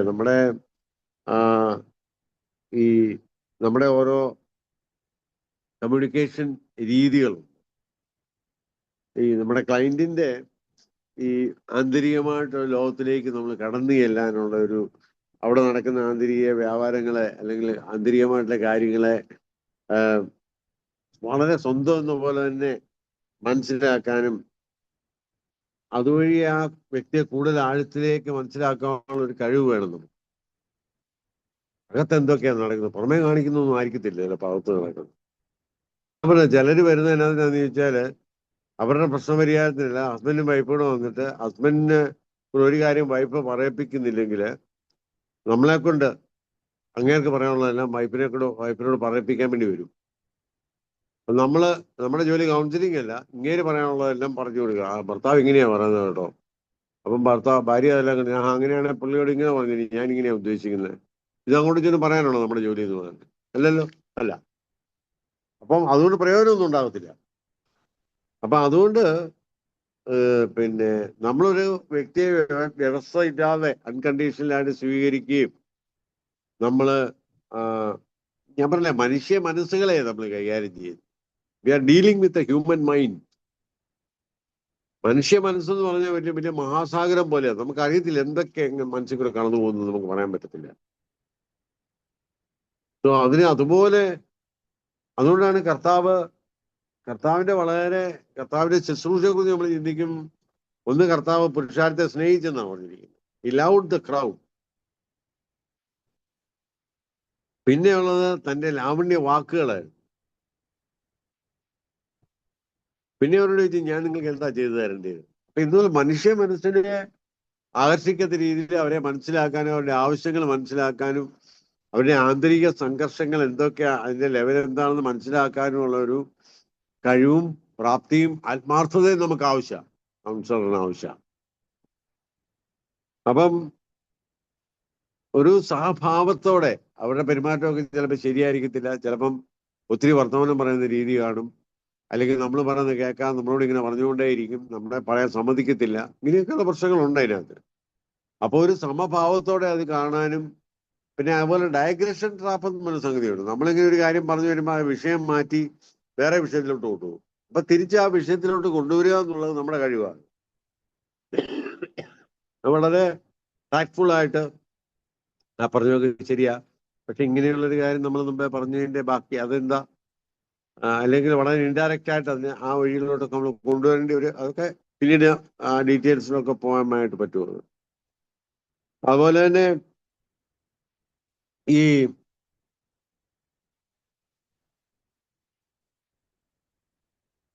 ഏറ്റവും പ്രധാനപ്പെട്ട ഒരു കൗൺസിലറിന് വേണ്ട ഒരു ഗുണമെന്ന് പറയുന്നത് നമ്മുടെ ശ്രദ്ധാപൂർവമായിട്ടുള്ള നമ്മുടെ നിരീക്ഷണം, നമ്മുടെ ഒബ്സർവേഷൻ. പലപ്പോഴും ഫോൺ കൗൺസിലിങ്ങിനകത്ത് നമുക്കത് മുഴുവനായിട്ട് സാധിക്കത്തില്ല. കാരണം നമ്മൾ സംസാരിക്കുന്നത് ഒരു 20% ഉള്ളൂ, സംസാരിക്കുന്നതിലുള്ള കമ്മ്യൂണിക്കേഷൻ. ബാക്കിയുള്ളത് മുഴുവൻ നമ്മുടെ ബോഡി ലാംഗ്വേജാണ്. ചിലരിങ്ങനെ കാലിങ്ങനെ ആട്ടുന്ന സ്വഭാവം കാണും, വിറപ്പിക്കുന്നത്. അതിൻ്റെ ഒരു ഇന്റർപ്രിട്ടേഷൻ എന്ന് പറഞ്ഞാൽ അവർക്ക് കോൺഫിഡൻസ് കുറവാണെന്നാണ് പൊതുവെ പറയുന്നത്. ചിലരുടെ കോൺസെൻട്രേഷൻ ഇല്ലായിരിക്കും സംസാരിക്കുന്ന സമയത്ത്, മുഖത്ത് നോക്കത്തില്ല. ഇങ്ങനെയുള്ള പല ബോഡി ലാംഗ്വേജും അതിന്റെ ഇന്റർപ്രിട്ടേഷൻ നമുക്ക് അറിയാമെങ്കിൽ മാത്രമേ ഇവരുടെ ശാരീരിക ഭാഷ മനസ്സിലാവത്തുള്ളൂ. അവരുടെ വായിൽ കൂടെ വരുന്ന സംഭാഷണത്തെ കഴിഞ്ഞ് കൂടുതൽ സംസാരിക്കുന്ന അവരുടെ ശാരീരിക ഭാഷയാണ്.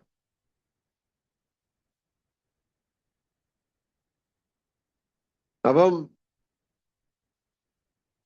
ഫോണൊക്കെ നോക്കിക്കൊണ്ട് നമ്മളിങ്ങനെ സംസാരിക്കുകയോ, നമ്മൾ കേൾക്കുന്നുണ്ടായിരിക്കാം, പക്ഷെ നമ്മൾ ഫോണിൽ കൂടെ ഇങ്ങനെ കേൾക്കുന്നുണ്ട്, നോക്കുന്നതിന്റെ ഇടയ്ക്കാണ് സംസാരിക്കുന്നത്. അങ്ങനെയാണ് ആൾ വിചാരിക്കുന്നത് എന്നാണെന്നറിയോ, നമ്മൾ ആളെ സീരിയസ് ആയിട്ട് എടുക്കുന്നില്ലെന്നുള്ളത്. നമുക്ക് വേറെ ബിസിനസ് ആണ് കാര്യം. പിന്നെ ഒരു സൈഡ് എന്നാ പറഞ്ഞ് അത് ശരി, പിന്നെയും ഫോൺ വരുമ്പോൾ തന്നെ കേട്ടോണ്ടിരിക്കുക. നമുക്ക് തന്നെ അറിയാം, പലപ്പോഴും നമ്മൾ ചില വീടുകളിലൊക്കെ പോകുന്ന സമയത്ത് നമ്മൾ അവിടെ ചെന്നിരിക്കുമ്പോൾ അവിടുത്തെ ഗൃഹനാഥയോ ഫോണ് കൈ വെച്ചോണ്ട്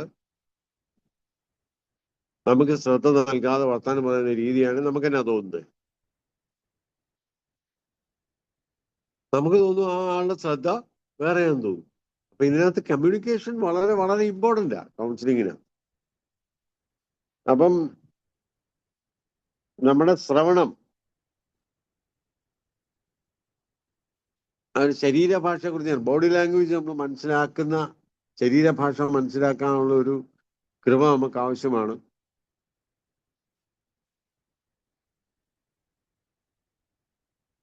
ചിലര് വളരെ പ്രസന്റബിൾ ആയിട്ടൊക്കെ ഡ്രസ് ചെയ്തുകൊണ്ട് വരും, പക്ഷെ അവരുടെ വൈകാരികമായിട്ടുള്ള അവരുടെ ആവിഷ്കാരവും സംസാരാവിഷ്കാരവും വികാരാവിഷ്കാരവും തമ്മിലുള്ള പൊരുത്തക്കേടുകളും കാണും. അത് മനസ്സിലാക്കാൻ നമ്മുടെ നിരീക്ഷണ നൈപുണ്യത്തിലൂടെ നമുക്ക് സാധിക്കത്തുള്ളൂ.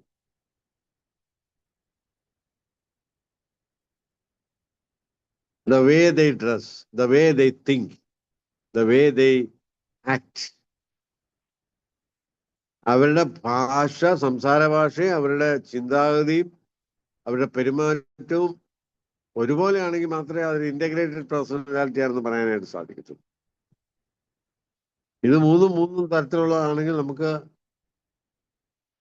മനസ്സിലാക്കാൻ സാധിക്കുകയുള്ളൂ എവിടെയാ പ്രശ്നം എന്നുള്ള കാര്യം. നമുക്കൊരു പ്രത്യേകിച്ച് ഒരു കൗൺസിലിങ്ങിന്റെ വിജയത്തിൽ എത്തിക്കുന്ന എങ്ങനെയാ, ഒരു ആഴത്തിലുള്ള ഒരു സംവേദനം അല്ലെങ്കിൽ ഒരു ഒരു ഒരു ബന്ധം അതിനാവശ്യമാണ്.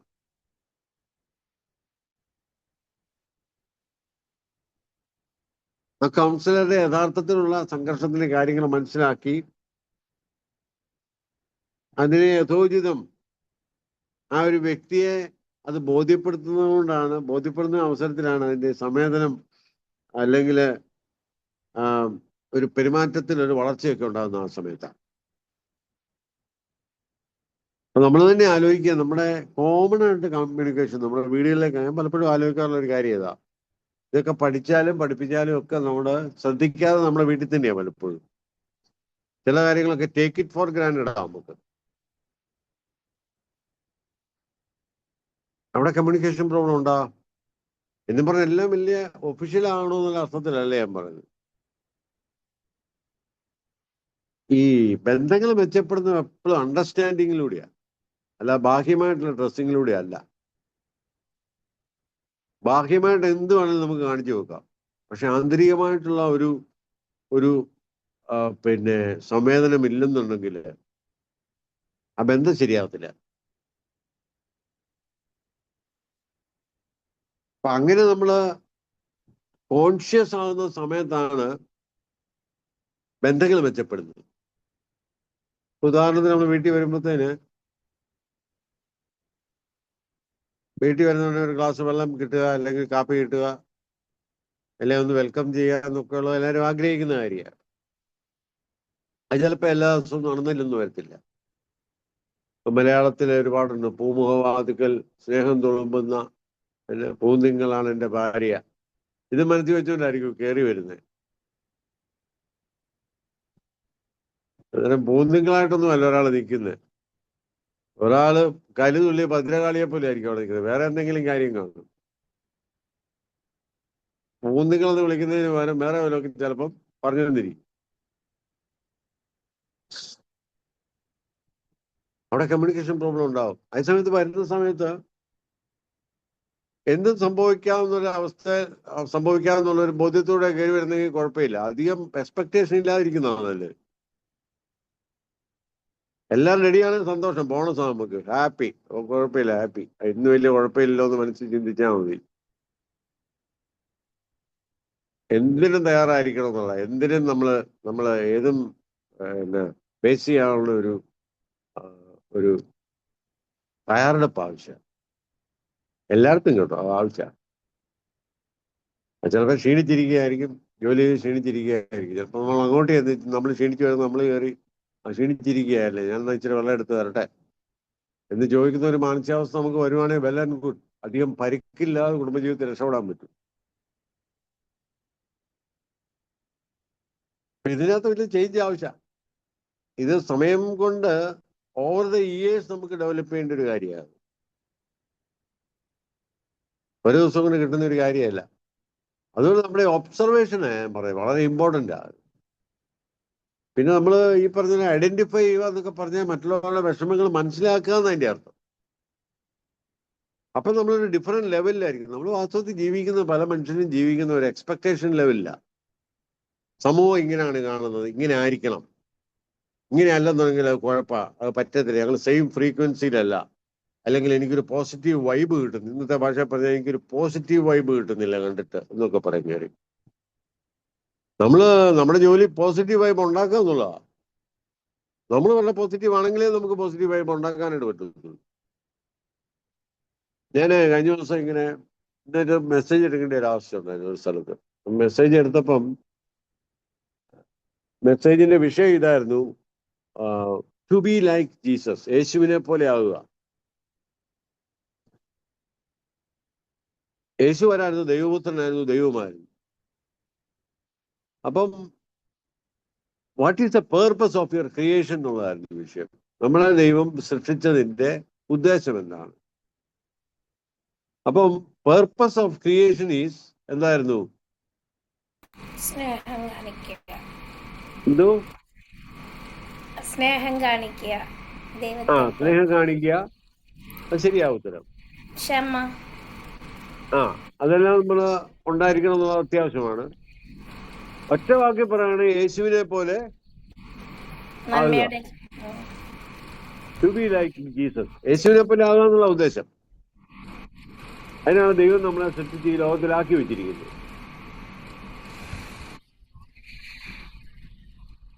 അപ്പോൾ യേശുവിനെ പോലെ ആകുക എന്ന് പറഞ്ഞാൽ യേശു ചിന്തിക്കുന്ന പോലെ ചിന്തിക്കുക, യേശുവിന്റെ രൂപവും ഭാവവും ആകുക എന്നാണ് എൻ്റെ അർത്ഥം. യേശു ഡ്രസ് ചെയ്തതുപോലെയൊക്കെ താടിയൊക്കെ വളർത്തി നിങ്ങൾ കുപ്പായൊക്കെ ഇട്ടുകൊണ്ട് മുടിയും വളർത്തി നടക്കാമെന്നുള്ളതാണോ? അല്ലല്ലോ. യേശുവിനെ പോലെ ആകുക എന്ന് പറഞ്ഞാൽ യേശു ചിന്തിച്ചത് പോലെ ചിന്തിക്കുക. യേശുവിന്റെ മാനദണ്ഡങ്ങൾ, യേശുവിന്റെ വേൾഡ് വ്യൂ അല്ലെങ്കിൽ യേശുവിന്റെ ജീവിത വീക്ഷണം, അത് നമ്മുടെ ജീവിത വീക്ഷണം. എന്തിനാ യേശു ജീവിതത്തെ കണ്ടത് മുഴുവൻ ഒരു എറ്റേണൽ പെർസ്പെക്റ്റീവിലാണ്, നിത്യതയുടെ വെളിച്ചത്തിലാണ് എല്ലാം കണ്ടത്. അതുകൊണ്ടല്ലേ യേശു കർത്താവ് നടന്നു പോയ സമയത്ത് എന്ത് കുടിക്കും എന്ത് തിന്നും എന്നൊക്കെ വിചാരിച്ച ആൾക്കാർ ഇങ്ങനെ വിഷമിച്ച് ശിഷ്യന്മാർ നടന്നു പറഞ്ഞു, ആകാശത്തിലെ പറവകളെ നോക്കി, വിതയ്ക്കുന്നില്ല, കൊയ്യുന്നില്ല, ദൈവം അവർക്ക് വേണ്ടി കൊടുക്കുന്നില്ലേ, നിങ്ങൾ അതിനെ കഴിഞ്ഞ് എത്ര ശ്രേഷ്ഠതയുള്ള, നിങ്ങൾ പിന്നെ എന്തിനാ വറിയിടാതെ, God will take care of you, don't worry. ഇതൊരു നിത്യതയുടെ വിശ്വാസത്തിന്റെ ഒരു പാതയാ പറഞ്ഞത് മുഴുവൻ കർത്താവ്. നിത്യതയുടെ വെളിച്ചത്തില്ല ജീവിതത്തെ കണ്ട്. കർത്താവിന്റെ മൂല്യങ്ങൾ, സ്വർഗീയ മൂല്യങ്ങൾ എന്തായിരുന്നു? ദുഃഖിക്കുന്നവർ ഭാഗ്യവാന്മാർ, അവർ ഭൂമിയെ കൈവശം, ദുഃഖിക്കുന്നവർ ഭാഗ്യവാന്മാർക്ക് ആശ്വാസം ലഭിക്കും, നീതിക്ക് വേണ്ടി വിശുദ്ധ ദാഹിക്കുന്നവർ ഭാഗ്യവാന്മാർ. ആരാ ഭാഗ്യവാന്മാർ? നീതിക്ക് വേണ്ടി വിശുദ്ധ ദാഹിക്കുന്നവരെ, സൗമ്യതയുള്ളവരെ, ദുഃഖിക്കുന്നവരെ, അങ്ങനെയുള്ളവരൊക്കെയാ ഭാഗ്യവാന്മാരെന്ന് കർത്താവ് പറഞ്ഞത്. നമ്മുടെ നോട്ടത്തിൽ ഭാഗ്യവാന്മാരാരാ? ഭാഗ്യവാന്മാരാവുന്നതിന് നമ്മുടെ മാനദണ്ഡം ഫെയിം, പ്രശസ്തി ഉള്ളവരായിരിക്കണം, പൈസ ഉള്ളവരായിരിക്കണം, ആരോഗ്യമുള്ളവരായിരിക്കണം, അല്ല ഇൻസ്റ്റാഗ്രാമിൽ നമുക്ക് എത്ര ഫോളോവേഴ്സ് ഉണ്ടെന്നുള്ളത് നോക്കിയാണ് നമ്മൾ ഭാഗ്യവാന്മാരാണോ അല്ലയോ എന്നുള്ള കാര്യം തീരുമാനിക്കുന്നത്, അല്ലേ? അങ്ങനെ മാനദണ്ഡ ലോകത്തിൽ. പക്ഷെ ഏത് കർത്താവിന്റെ മാനദണ്ഡമൊന്നും അല്ലായിരുന്നു. ദുഃഖിക്കുന്നവർ ഭാഗ്യവാന്മാർ, സമാധാനം ഉണ്ടാക്കുന്നവർ ഭാഗ്യവാന്മാർ.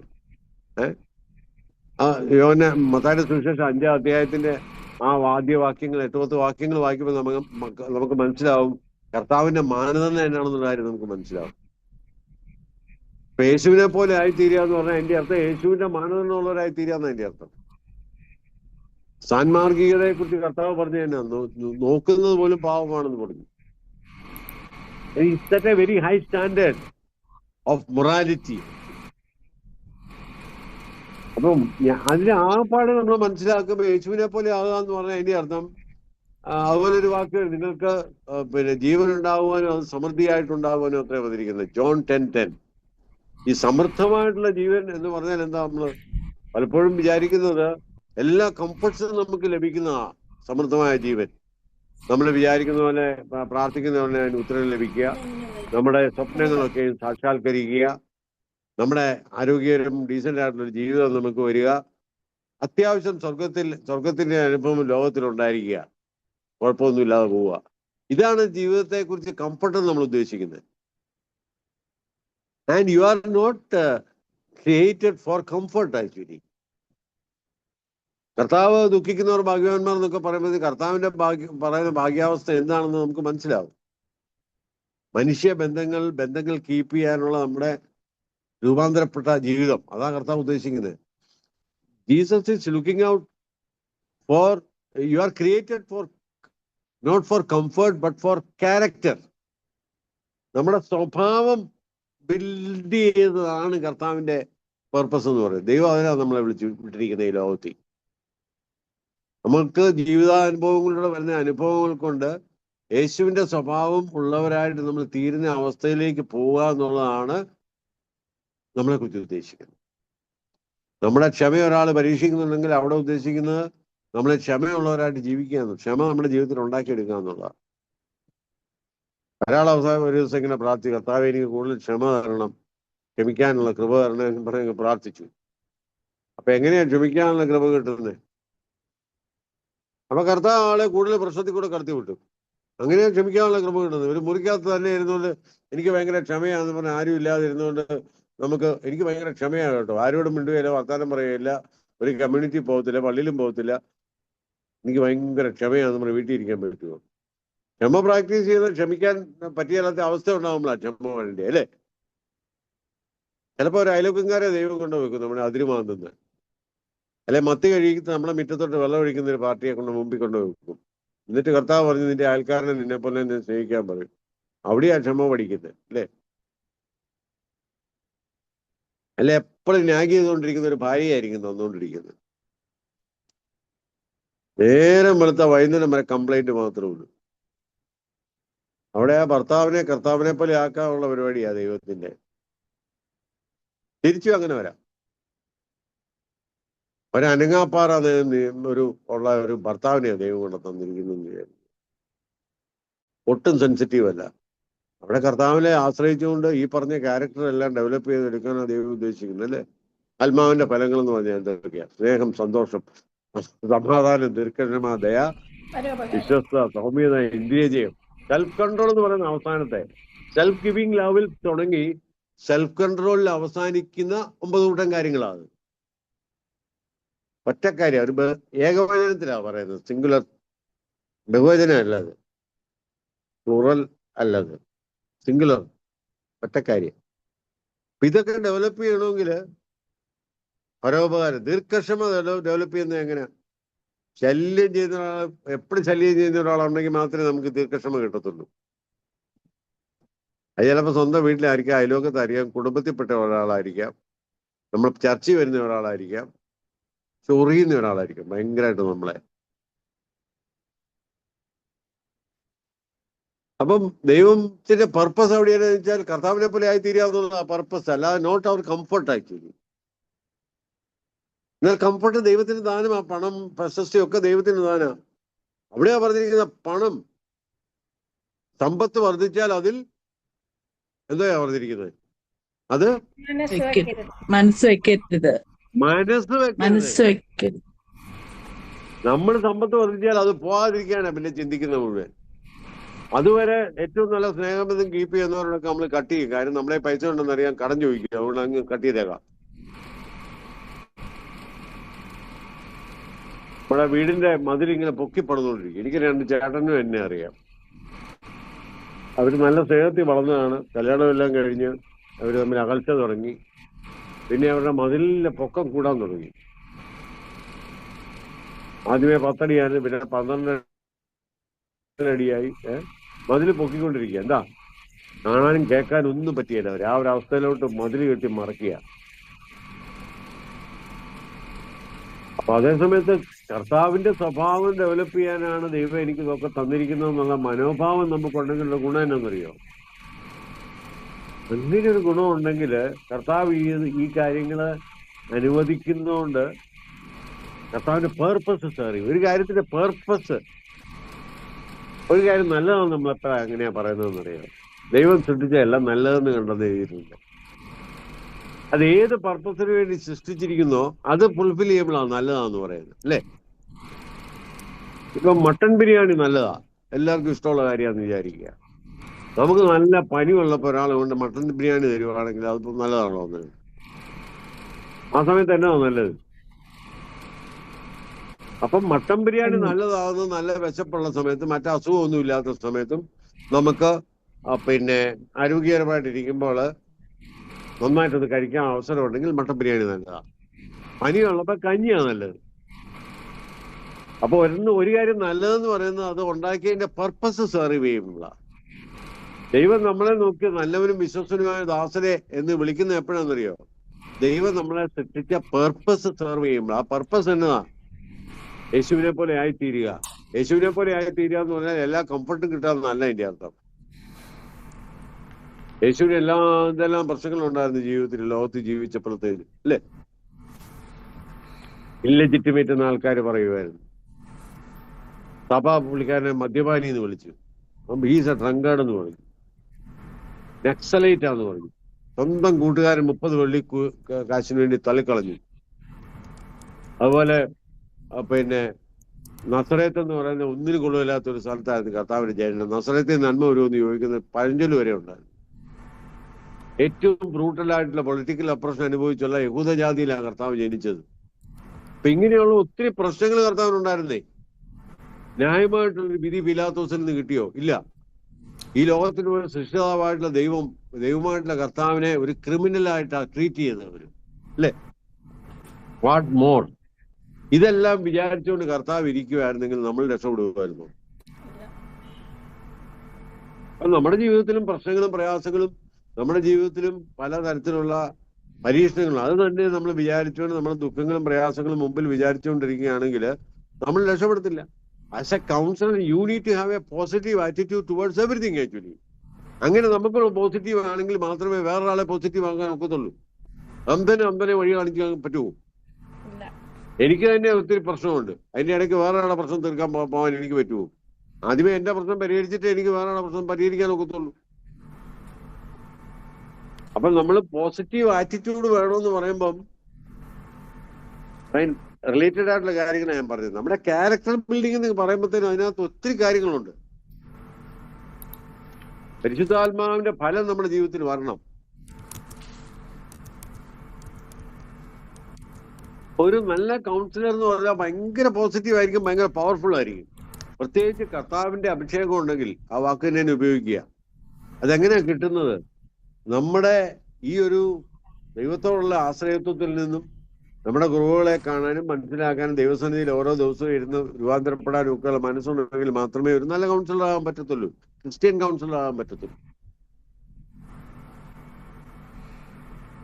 യേശുവിനെ പോലെ ആയിത്തീരുക എന്ന് പറഞ്ഞാൽ ക്യാരക്ടർ ബിൽഡപ്പ് എന്ന് തന്നെ അതിന്റെ അർത്ഥം. അല്ല കംഫർട്ട് അല്ല, not comfort but character. Jesus is looking out for your character and not your comfort. Comfort ദൈവത്തിന് തരാൻ പറ്റും, അതിന് സ്തോത്രം ചെയ്യുക, അതിനും കർത്താവിൽ ആശ്രയിക്കുക, ദൈവത്തിന്റെ കൃപകളെ ഓർത്ത് നന്ദി പറഞ്ഞ് താഴ്മയോടെ ജീവിക്കുക. എത്രയും ദൈവം നമ്മളെ ഉയർത്തുന്നു അത്രയും താഴ്മയുള്ളവരായിട്ട് തീരുക. അതാ കർത്താവ് നമുക്ക് കാണിച്ചിരിക്കുന്നത്. അര കെട്ടി മറ്റുള്ളവരുടെ പാദം കഴുകിയതാ കർത്താവ്. You need to have an attitude of a servant. You need to have an attitude of gratitude always ദൈവത്തോട് ആവശ്യമാണ്.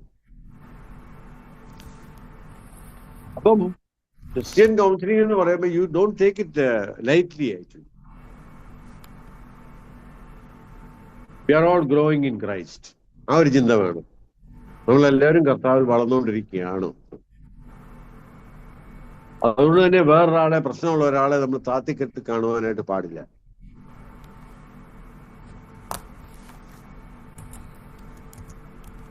അപ്പൊ ഇത് ഒരു യഥാർത്ഥത്തിലുള്ള കൗൺസിലറുടെ കാഴ്ചപ്പാടിനെ കുറിച്ചാണ് ഞാൻ പറഞ്ഞത്.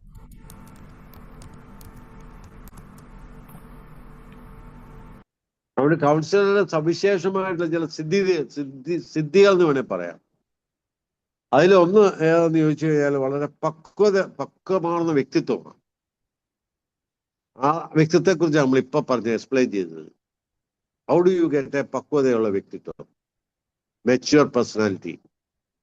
അത് പരിശുദ്ധാത്മാവിന്റെ ഫലങ്ങൾ നമ്മുടെ ജീവിതത്തിൽ വരുമ്പോൾ കിട്ടുന്ന കാര്യങ്ങളാണ്. സിമ്പിളായിട്ട് പറഞ്ഞു കഴിഞ്ഞാൽ പേഴ്സണാലിറ്റിയെ കുറിച്ച് നമ്മൾ വേറെ സെപ്പറേറ്റ് ആയിട്ട് പഠിക്കുന്നുണ്ട്. ലാസ്റ്റ് ടൈം ഞാൻ എടുക്കുന്നത്, നോട്ട് നൗ.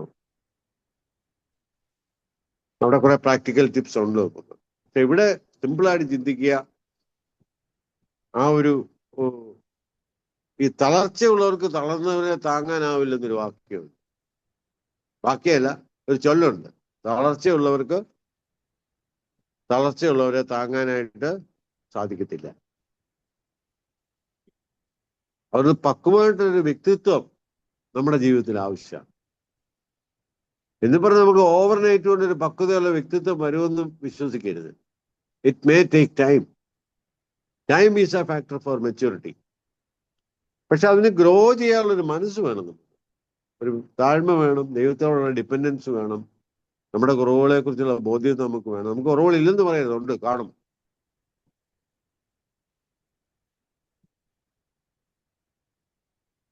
ചിലപ്പോൾ 10-25 വർഷം എടുക്കും ഒരു കാര്യം നമ്മുടെ ജീവിതത്തിൽ ശരിയായി വരാൻ.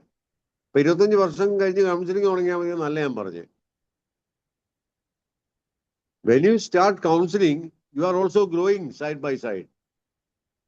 ആ ഒരു ട്രാൻസ്പെറൻസി ഉണ്ട് അതിനകത്ത്.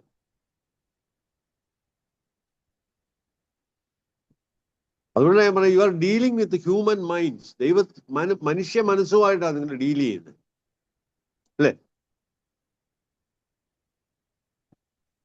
നിങ്ങള് ഡീൽ ചെയ്യുന്നത് മനുഷ്യ മനസ്സുമായിട്ടാണ്. അപ്പൊ പക്വതയാണ് വ്യക്തിത്വം. അതുപോലെ തന്നെ രണ്ടാമത്തെ കാര്യം, അതിനകത്ത് സാങ്കേതികമായിട്ടുള്ള പരിജ്ഞാനവും പ്രായോഗിക ജ്ഞാനവും. ഒരു ടെക്നിക്കൽ നോളജ് ആവശ്യമാണ്, അതുപോലെ തന്നെ പ്രാക്ടിക്കൽ നോളജും ആവശ്യമാണ്. ഒരു ഉദാഹരണത്തിന്, ഒരാൾ കൗൺസിലിങ്ങിന് വരുക, ടെക്നിക്കലി ഏത് തരത്തിലുള്ള പ്രശ്നമാണ്, മാനസിക പ്രശ്നമാണോ അതോ ആത്മീയ പ്രശ്നമാണോ ഇത്, അതോ പിന്നെ മരുന്ന് കഴിക്കേണ്ട പ്രശ്നമാണോ, ഇത് ഡിഫറൻഷിയേറ്റ് ചെയ്യാൻ നമ്മൾ സാങ്കേതിക ജ്ഞാനം ആവശ്യമാണ്. ഓവർ ദ ഇയേഴ്സ് പ്രാക്ടീസ് കൊണ്ടും വായനകൾ കൊണ്ടും ഒക്കെ നമുക്ക് പല കാര്യങ്ങൾ, ഇപ്പൊ നമ്മൾ ഒരാളെ PG ചെയ്ത് ഡോക്ടറേറ്റ് ചെയ്ത ഒരാളെ പോലത്തെ അത്രയും ഇല്ലെങ്കിലും അത്യാവശ്യം കാര്യങ്ങൾ മനസ്സിലാക്കുകയാണെങ്കിൽ റെഫർ ചെയ്യാൻ പറ്റും നമുക്ക്. ആഴത്തിലുള്ള അറിവ് സമ്പാദിക്കാൻ നമ്മൾ ശ്രമിക്കുക കഴിയുന്നതും. അങ്ങനെയാണെങ്കിൽ ഈ നമ്മുടെ ജീവിതത്തിന്റെ സങ്കീർണതകൾ നമുക്ക് മനസ്സിലാക്കാനായിട്ട് സാധിക്കും. Complications, compound and complex and complicated issues actually അത് നമുക്ക് മനസ്സിലാക്കാൻ സാധിക്കും. പിന്നെ ഉള്ളൊരു കാര്യം എന്ന് പറഞ്ഞാൽ നമ്മുടെ നിരീക്ഷണം. ഞാൻ പറയല്ലോ, ഒബ്സർവേഷൻ. അതിനകത്ത് ഇൻകമ്പയറബിൾ ആയിരിക്കണം. അതിന് ശരിയായിട്ടുള്ള ആ രീതിയിലുള്ള ഒബ്സർവേഷൻ, ആൾക്കാരുടെ മനുഷ്യ മനസ്സുകളുടെ ആഴത്തിലേക്ക് നമ്മൾ ഇറങ്ങിച്ചെല്ലാനുള്ള കഴിവ് നമുക്കുണ്ടാകുന്ന നമ്മുടെ നിരീക്ഷണത്തിലെ നിപുണതയാ ശരിക്കും.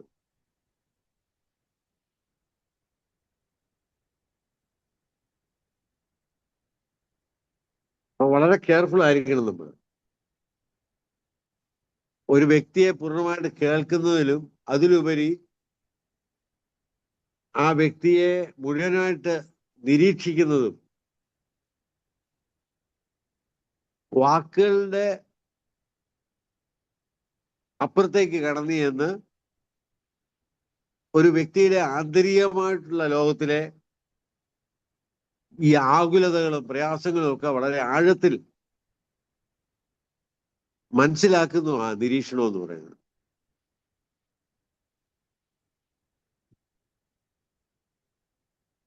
അതിന് നല്ല ഒബ്സർവേഷൻ ആവശ്യമാണ്. അതുപോലെ തന്നെ മറ്റൊരു കാര്യമാണ് വളരെ സരളമായിട്ടുള്ള ഇടപെടൽ.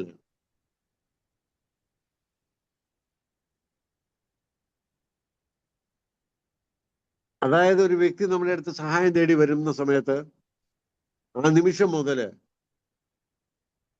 എത്രമാത്രം ശ്രദ്ധയോടെ ആ വ്യക്തിയെ നമുക്ക് സ്വീകരിക്കാൻ പറ്റും, എത്രമാത്രം ശ്രദ്ധ നമുക്ക് കൊടുക്കാൻ പറ്റും, നമ്മുടെ സംവേദനത്തിന്, നമ്മുടെ ഇടപാടില് തെളിഞ്ഞും മറിഞ്ഞും ഒക്കെ കിടക്കുന്ന ഈ കഴിവാണ് ഒരു വ്യക്തിയെ നമുക്ക് വളരെ ആഴത്തിൽ മനസ്സിലാക്കാനും പ്രശ്നങ്ങൾ ഒരു പരിഹാരം കാണാനും നമ്മളെ സഹായിക്കുന്നത്. അല്ല നമ്മുടെ സ്പെക്കുലേഷൻസ് അല്ല, ഇതായിരിക്കും പ്രശ്നം എന്നുള്ള രീതി ഇടപെടുന്നതല്ല. വളരെ ആഴമായിട്ടുള്ള ഒബ്സർവേഷൻ ആവശ്യമാണ്. അതുപോലെ മറ്റൊരു കാര്യം ഹൃദ്യമായിട്ടുള്ള സംഭാഷണം. ചിലരോട് പറഞ്ഞാൽ നമ്മൾ കർത്താവിന്റെ, നമുക്കറിയാം 5 അപ്പം കൊണ്ട് 5000 പേരെ പോഷിപ്പിച്ചെന്ന് പറയുന്ന ആ ഒരു സംഭവത്തില് ദിവസങ്ങളോളം കർത്താവിന്റെ വാക്കുകൾ കേട്ട് അവിടെ ഇരുന്നു. അവർ ബോറടിച്ചില്ല.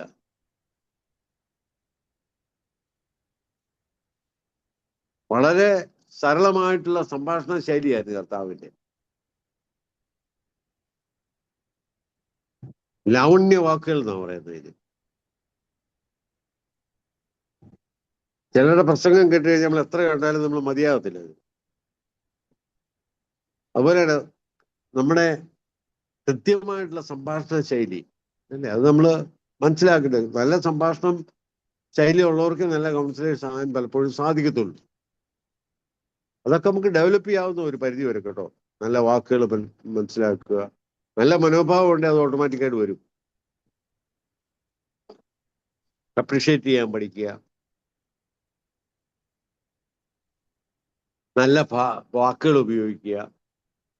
നമ്മുടെ വാക്കുകൾ എപ്പോഴും നല്ല പിക്ചറിക് എഫക്റ്റ് ഉണ്ട്. അഴുക്ക് വാക്കുകൾ നമ്മൾ പറയുകയാണെങ്കിൽ ആൾക്കാർ അത് പിക്ചറൈസ് ചെയ്യും. അത് ശരിയല്ലത്. നമുക്കറിയാം പൊളിറ്റീഷ്യൻസ് തന്നെ ചില വാക്കുകളൊക്കെ പറയുന്നതിനെ കുറിച്ചുള്ള ഡിസ്കഷൻ വരും.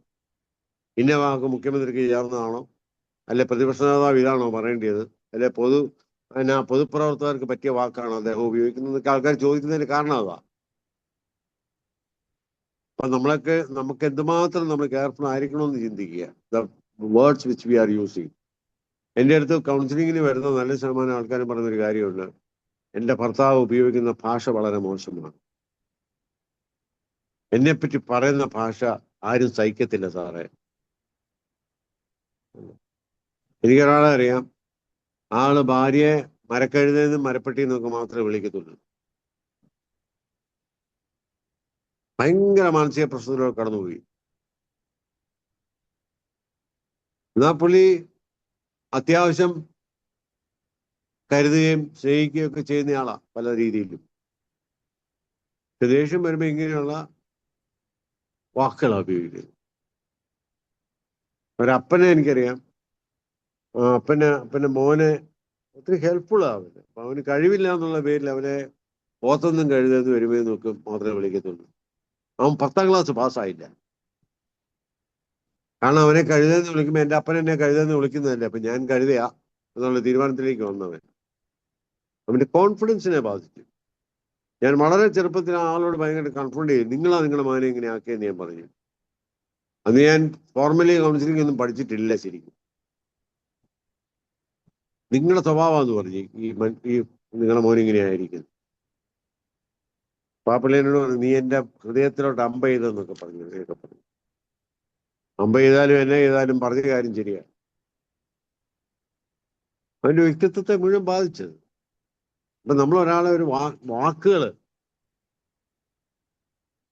അതുപോലെ തന്നെ നമ്മുടെ ജീവിതത്തിന്റെ അനുഭവങ്ങളുടെ ഒരു ആധികാരികതയുണ്ട്.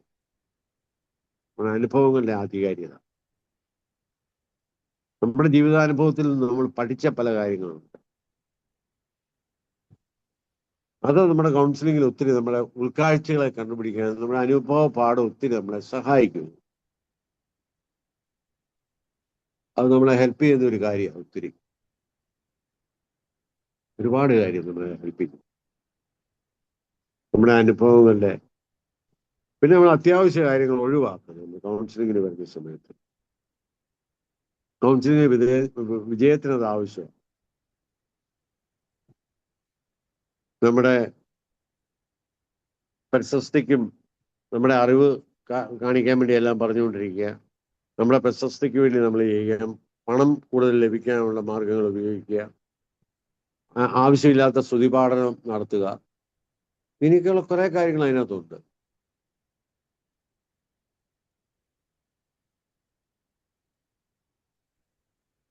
അപ്പൊ ഇത്രയും കാര്യങ്ങൾ നമ്മൾ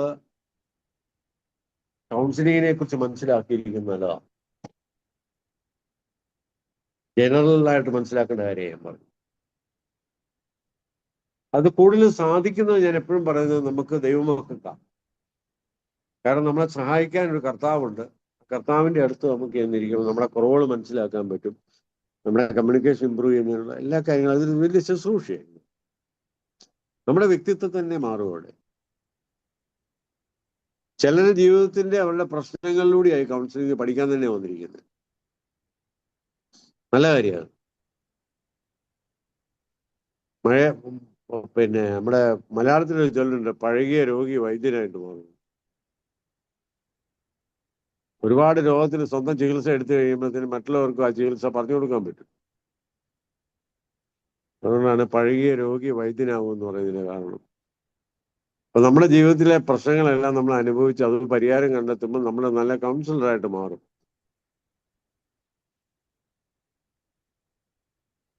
അതുകൊണ്ട് ദൈവം ഈ പ്രശ്നങ്ങളൊക്കെ അനുവദിച്ചിരിക്കുന്നത് ജീവിതത്തെ രൂപാന്തരപ്പെടുത്താനാണെന്ന് വിചാരിക്കുക. അത് മറ്റുള്ളവർക്കും സഹായമായിട്ട് വരും. Don't worry about your problems and issues, whatever you are facing, but it is going to transform you, and God is going to use you mightily in the coming days. This is the preparation ground for that. ഇതൊരു നമ്മളെ ഒരുക്കുന്നതിനുള്ള ഒരു സ്ഥലമായി. അതുകൊണ്ട് ആ ആറ്റിറ്റ്യൂഡിലെ counselling പഠിക്കുക. സാങ്കേതിക ജ്ഞാനം നേടുന്നതോടൊപ്പം തന്നെ ആത്മീയമായിട്ടുള്ള ഉൾക്കാഴ്ചകളും ജീവിത അനുഭവങ്ങളും എല്ലാം കൂടെ ഒത്തുചേരുമ്പോഴാണ് നമ്മൾ നല്ല കൗൺസിലേഴ്സ് ആയിട്ട് മാറും. So be open for that, and God will definitely take care of you and take you to the next level in counseling. Thank you. നിങ്ങൾക്ക് എന്തെങ്കിലും ചോദിക്കാനുണ്ടോ?